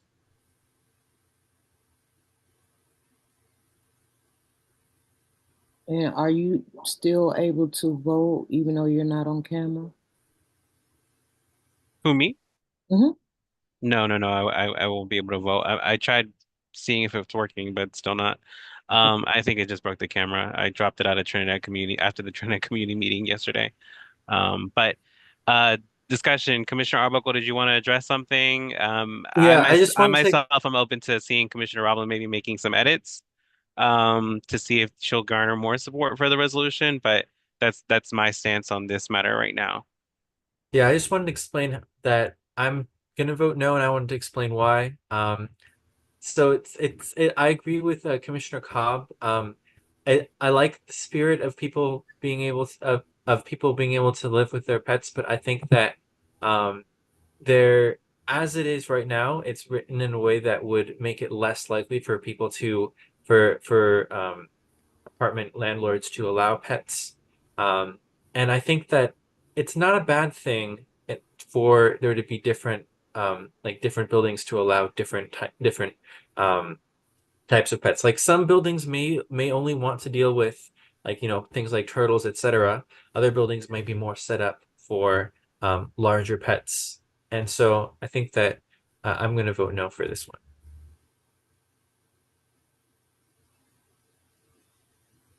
Okay. Any other discussion? Yeah, I'll just weigh in to share some of the same concerns. I think my bigger concern is just I don't feel educated enough on what it means to totally remove any kind of restriction on type of pet. So I think the thing that I think is most obvious is something like limiting whether you can have certain dog breeds that are seen as aggressive, and I personally see that as a bit when restrictions like that are in place, I think that that's painting with a broad brush. And I know a lot of dogs of breeds that are seen that way that are perfectly nice animals. But I think on the flip side, my parents own a couple of parrots, and parents are obnoxious in an apartment building. They can be really, really terrible neighbors. And so if you get to a place where there's no ability of apartments to regulate that at all, I can see how that could become problematic in its own way. So I think I'm going to abstain from a vote here. I'm not necessarily trying to stand in the way of the spirit of this. And as a dog owner, I've faced this issue myself, but I'm just not sure about the potential negative ramifications.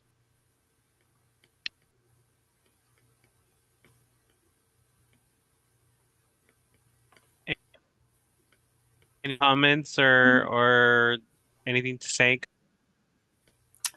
Well, would people like to let me know how you would like the bill to look, and then I can sort of like gear it towards what people want to do?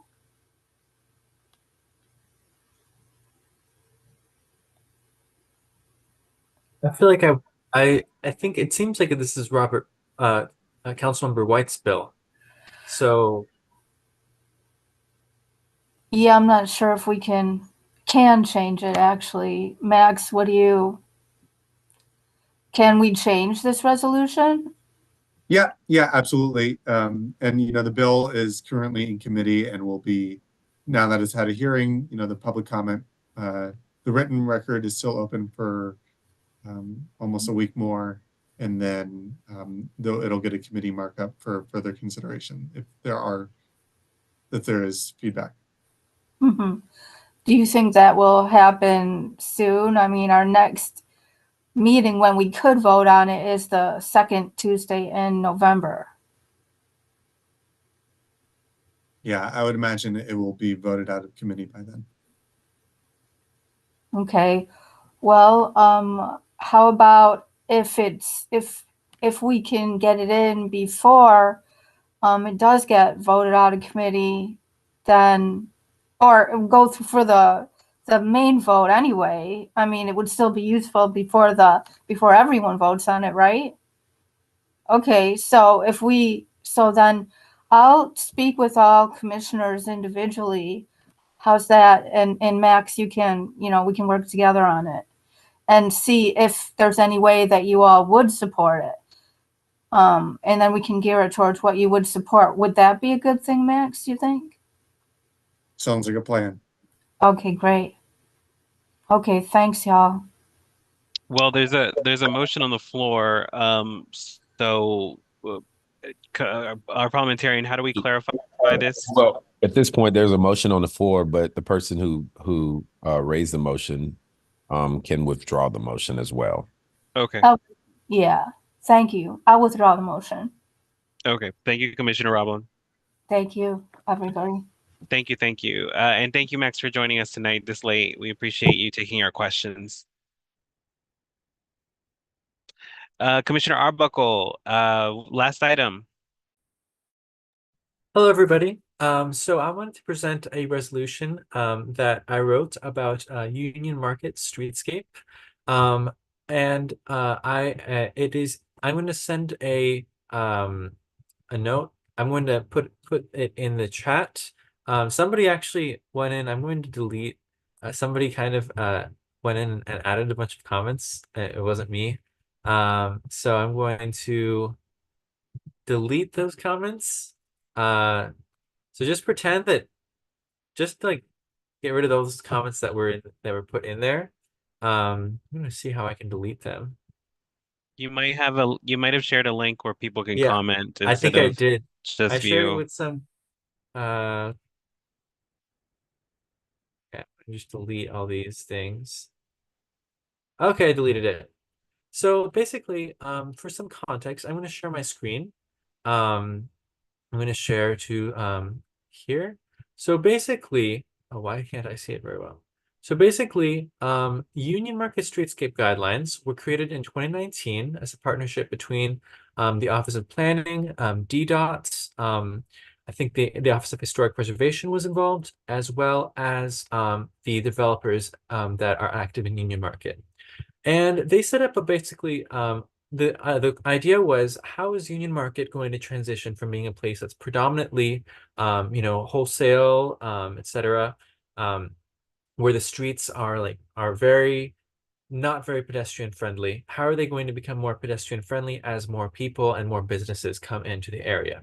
So they came up with a bunch of ideas that are now, they've created the Union Market Streetscape Guidelines, which is essentially the policy for developers and Department of Transportation as they go through and as if they remodel things in front of, like, if they're building a development and they're remodeling the front of where it comes to the street, this basically instructs them on how they should be remodeling their street.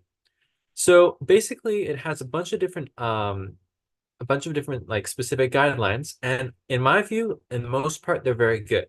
There's just one aspect of it that leapt out at me, and when I talked to a bunch of my constituents, it also leapt out at them, which is basically that the streetscape guidelines specifically ask for street tree numbers to be kept low, to maintain what they consider the wholesale market or industrial character of the neighborhood.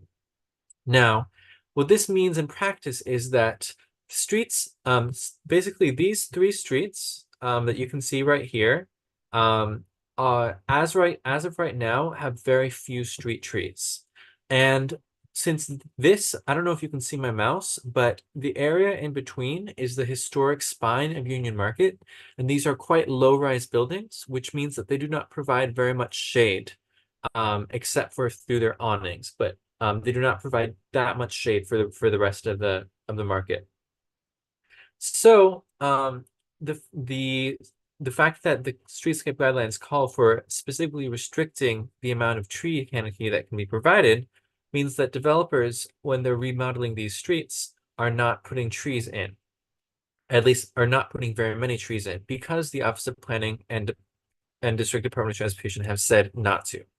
So my resolution is pretty simple, and it just asks for the Office of Planning, District Department of Transportation, to remove the language that asks to not have street trees, and instead to add street trees in the numbers that are normal for streets in any other neighborhood.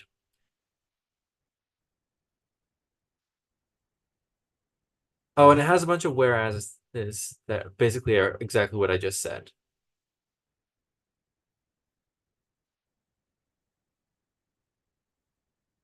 Any thoughts about it?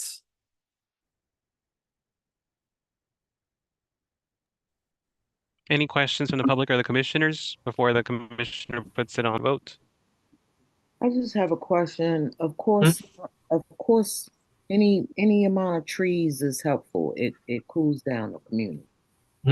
The question I have is, why would that be in the policy or in the plans for developers not to plant trees?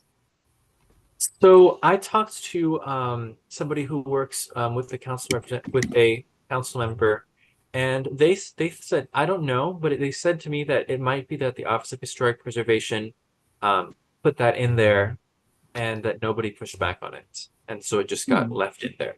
That was their theory. Okay. Can you share with us who you may have spoken to? I mean, because did you have a conversation with the Office of Planning Reservation? No. I would have liked to, but I haven't had a chance. Yeah, I think that I mean, just for me, before I can give some support to this, I think that we need to kind of cross all T's and dot all I's on this. So I think a conversation needs to be had there before we kind of jump in and put a resolution like this out. Mhm. Also, just adding that, can we meet with, or what division of the Office of Planning, or who at the Office of Planning, or where does it say that they can't plant trees? Like, where is this documented? Can you see my screen? Mm-hmm. You can So send it to my email, because I yeah, can't see it right it's now. the streetscape, I can Union just Market see the Streetscape Guidelines. Oh, okay, got you. Yeah. Okay. Yeah. I'm with Commissioner McCollum right about this, because we just need to make sure what is the reason why they decided to add this, whether it's with the Historic Preservation Board or Office of Planning or both. I wonder, is there a way that, like, I guess the three, I wonder if if there could be an email that we could send. Maybe I could send, and like, I wonder, could we send an email like on behalf of the commission, just like to these different groups, like we'd like to hold like a meeting to learn why you did this? Yeah, I'm with it. Well, I think you could. I mean, I think you could, but that would be so separate from this resolution. I think we need to know what we're going to do with this resolution, and then, um, my recommendation is you could lead an email, and then those commissioners who would like to be a part of it, we would. But I think we should probably figure out what we're doing with the resolution. Agreed. We can definitely follow up on a separate correspondence regarding those requests, but um, Commissioner Arbuckle, are you interested in tabling this Yeah, or? we can do that. And yeah, so we can talk to the people. I'm curious to hear what Commissioners Roblin and Cobb have to say. Yes. Sure. Commissioner Roblin? Your hands were raised. Yeah. I think that I don't find it that unusual that government would say, well, because this is a industrial area, it shouldn't have trees. Because I think that, I mean, maybe it dates from a long time ago or whatever, but I'm just not surprised because government goes wrong so often. I'm sorry to say it, but they go wrong so badly wrong so often. I'm really not surprised. But I think that it's absolutely like really, really important that we get trees in Union Market and we get trees in Ivy City and we get trees everywhere. Tree canopy is extremely important for the environment. Extremely important to have an adequate and abundant tree canopy. That's all I have to say. Commissioner Cobb? Yeah, I just don't see any controversy in this. Who can be against trees? And if it was put in sometime along the way into the guidelines, does it really matter by who or why? I guarantee you, whoever put that language in there doesn't live here, doesn't have to live That's for sure. with Nobody the lived results here of at their that time. choices. We're the ones who live here. We're the ones who have to sit on those hot sidewalks melting during the summer, which, by the way, the summer is getting increasingly long as climate change keeps pounding us. So we have even more a need for trees now than we did then. I just don't see why anyone could possibly be against this resolution. Commissioner McCollum? Yeah, I want to come back. I just want to make sure that it's very clear that I didn't say that I was not against or I was for the resolution. What I said is that there should be some due diligence placed. Commissioner Arbuckle said himself that he wished that he had had the opportunity to speak to other entities. And I think before we're putting resolutions out here, we do need to do some homework. So no, I'm not saying that I'm against trees being placed in certain places, but I am also saying that we need to do homework and talk to those individuals that need to be at the table before we're sending out resolutions. So there may not be any harm, but I do think conversations need to be had before we just up and create resolutions. Yeah. I will say I think it's just often process can be used as a pretext to kill something when you're not sure about how you feel about the substance. And let's not let that happen to this. This is a very simple resolution. Trees, yes or no. That's And it. It's just a substantive the decision. very simple resolution for me tonight was to say that I don't support it. You've said what you do, and it's not as simple as trees yes or trees no. To me, we need to be a commission that also do homework. I mean, if that's the case, we can just put any type of resolution here and just say yes or no and keep moving. I mean, we can't What expect homework people would to you go. need to be done on this? I've What's left to already do? asked him. I've already put my comments out publicly. He's And why already does it stated matter how those he's guidelines got in already there? He's already Why does that said matter? that he wished that he could have had conversations with other entities. And I've stated my piece. If we need to go to a vote, we can. But you and I'm not going to go back and forth with you on a resolution that you did not even author. And I end my comments there. We only have one meeting left. I just the reason I wanted to say I do agree with Commissioner McCollum that I would have wished to talk to more people beforehand. The reason why I rushed this is because currently Edens is going to resurface a bunch of streets, and while it may be too late, I thought that perhaps if we passed this, it would help. I don't know if it would be possible to have that. Basically, they told me that they're resurfacing a bunch of streets, and um their plans do not include as many trees as I would like. And they told me that it was because the streetscape guidelines did not that like the Office of Planning didn't want them to have street trees, etc. So that's why it's like, oh, I should put this resolution together to have to let more trees happen. I suspect that their plans are so far along that it wouldn't be possible to make them put trees in posthumously. But that's why I kind of rushed to put this together. Commissioner May, you had a comment or question? Yeah, I think the resolution is great. Commissioner Arbuckle, my perspective is that we have passed a lot of resolutions in the last 2 years as part of this term that are more complex, and I wouldn't necessarily say that they're all about things that we are more well versed on than tree canopy. So I think it's, if you want to have those conversations, you're welcome to. My perspective is that this is a fine resolution and I'm supportive of it. Would people be more comfortable if I removed the more specific action stuff here and just had it just remove the language that says that there shouldn't be trees? Or would that not make a difference? I think here, Commissioner Arbuckle, is that since you admitted that you rushed this resolution and that you haven't did full due diligence on certain parties that you would want to reach out to, those are red flags for some of the commissioners, including myself. So even though there's still more questions and answers here on your part, I think we just need a little bit more time for you to do your homework here so that we are just doing what we want to do at the end of the day, which is provide a direct form of a statement saying we want better tree canopy in Union Market. But that's my understanding from tonight's meeting and on this matter. Okay, Commissioner, I guess Commissioner Rhodes.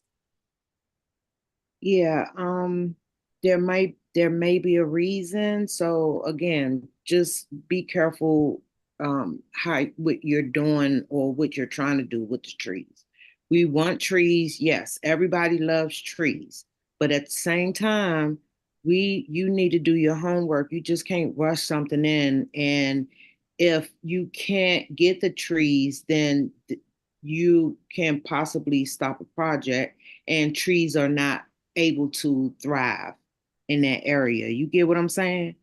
So find out if trees can thrive in the area and find out what type of trees, like get in, do details like that and find out. And I'm sorry, you didn't know before now that they were going to scrap trees. Is that what you're saying, Commissioner? Not until a month ago. Mm, okay. I'm good with the trees, y'all. Just we just need detail. Commissioner Robin, last comment before we allow Commissioner Arbuckle to place a motion on the floor.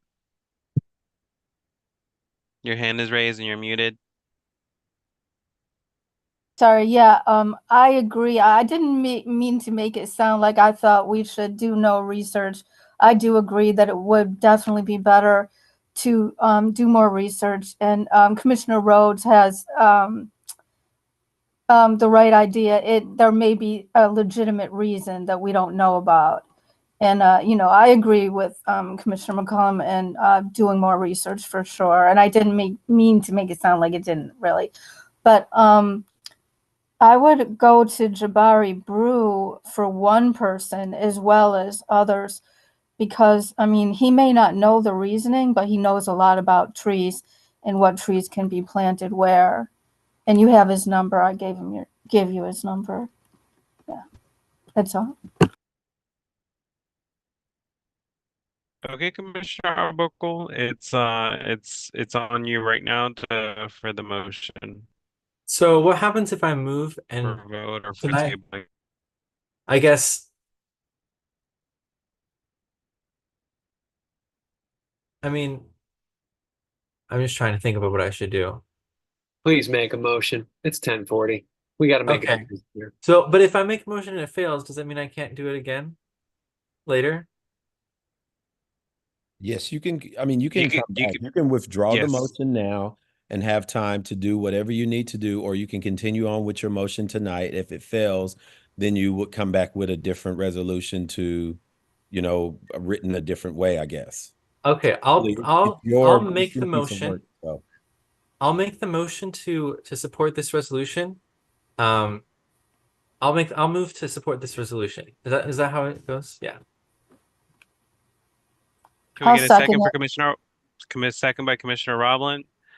Those in favor of the motion say aye. Aye. Aye. We'll do roll call to get the exact vote. 5D01, Aye. 5D02. I'm sorry, y'all. Why are we making a motion? What is the motion for again? This is in pass the support of the resolution. resolution. Oh, okay. No. 5D03, Aye. 5D04, Aye. 5D06, 5D07, no. 5D08, Yes. 5D. Commissioner Blacknell left. And those are the votes. What's the vote, Commissioner McCollum? 3-2 to Is that 1. quorum? 3-1 carries. I mean, if we find out that it's not okay Yeah. to plant it for a Well, legitimate reason, we don't have to plant it. okay. I feel like I regret. I feel bad now No. that some people. We've had a vote, and so Okay, yeah. the vote So carries. Can't go back thank now. you. We've had the Yeah. vote. The vote Thank carries. you, thank you. Just so we're moving forward, that's done. Thank you, Commissioner Arbuckle.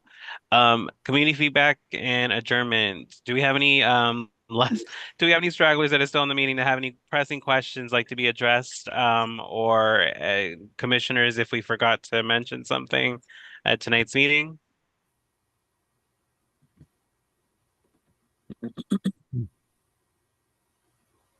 Andy mentions here, none of this says that specific trees will be planted. We don't have to plant if it's not a good thing to, but we can now, I guess, or whatever. I'm And we still are going also, to I'm still gonna ask for meetings with the with the Yeah. relevant people. And what I might do is after those meetings, I might come with a more detailed resolution that then we can talk more thoroughly about. Respectfully, I believe discussion on this item is closed. Let's please move on. I'm about to say, I think that is it. There's no questions, nothing else being addressed by the commissioners. It is 10:41 p.m. I am moved that we adjourn tonight's meeting. Can I get a second? Second. Second by Commissioner May. Commissioner Blacknell is not here to give me that hard second, but yes, we'll take it. All in favor of adjourning tonight's meeting, say aye. Aye. Aye. Aye. Those opposed? Those abstaining? Okay, ayes carried. Tonight's meeting is adjourned. Thank you so much for joining us this late, and thank you everyone for being patient with us for one of our last meetings. Next month is our last meeting of this term. That is the second Tuesday of November at 7. We will not have a meeting in December. The next meeting after that will be with the whole new commission. So anything that needs to be addressed, commissioners, please get it to us early to place on the agenda. Other than that, everyone have a blessed and safe night. You too, everybody.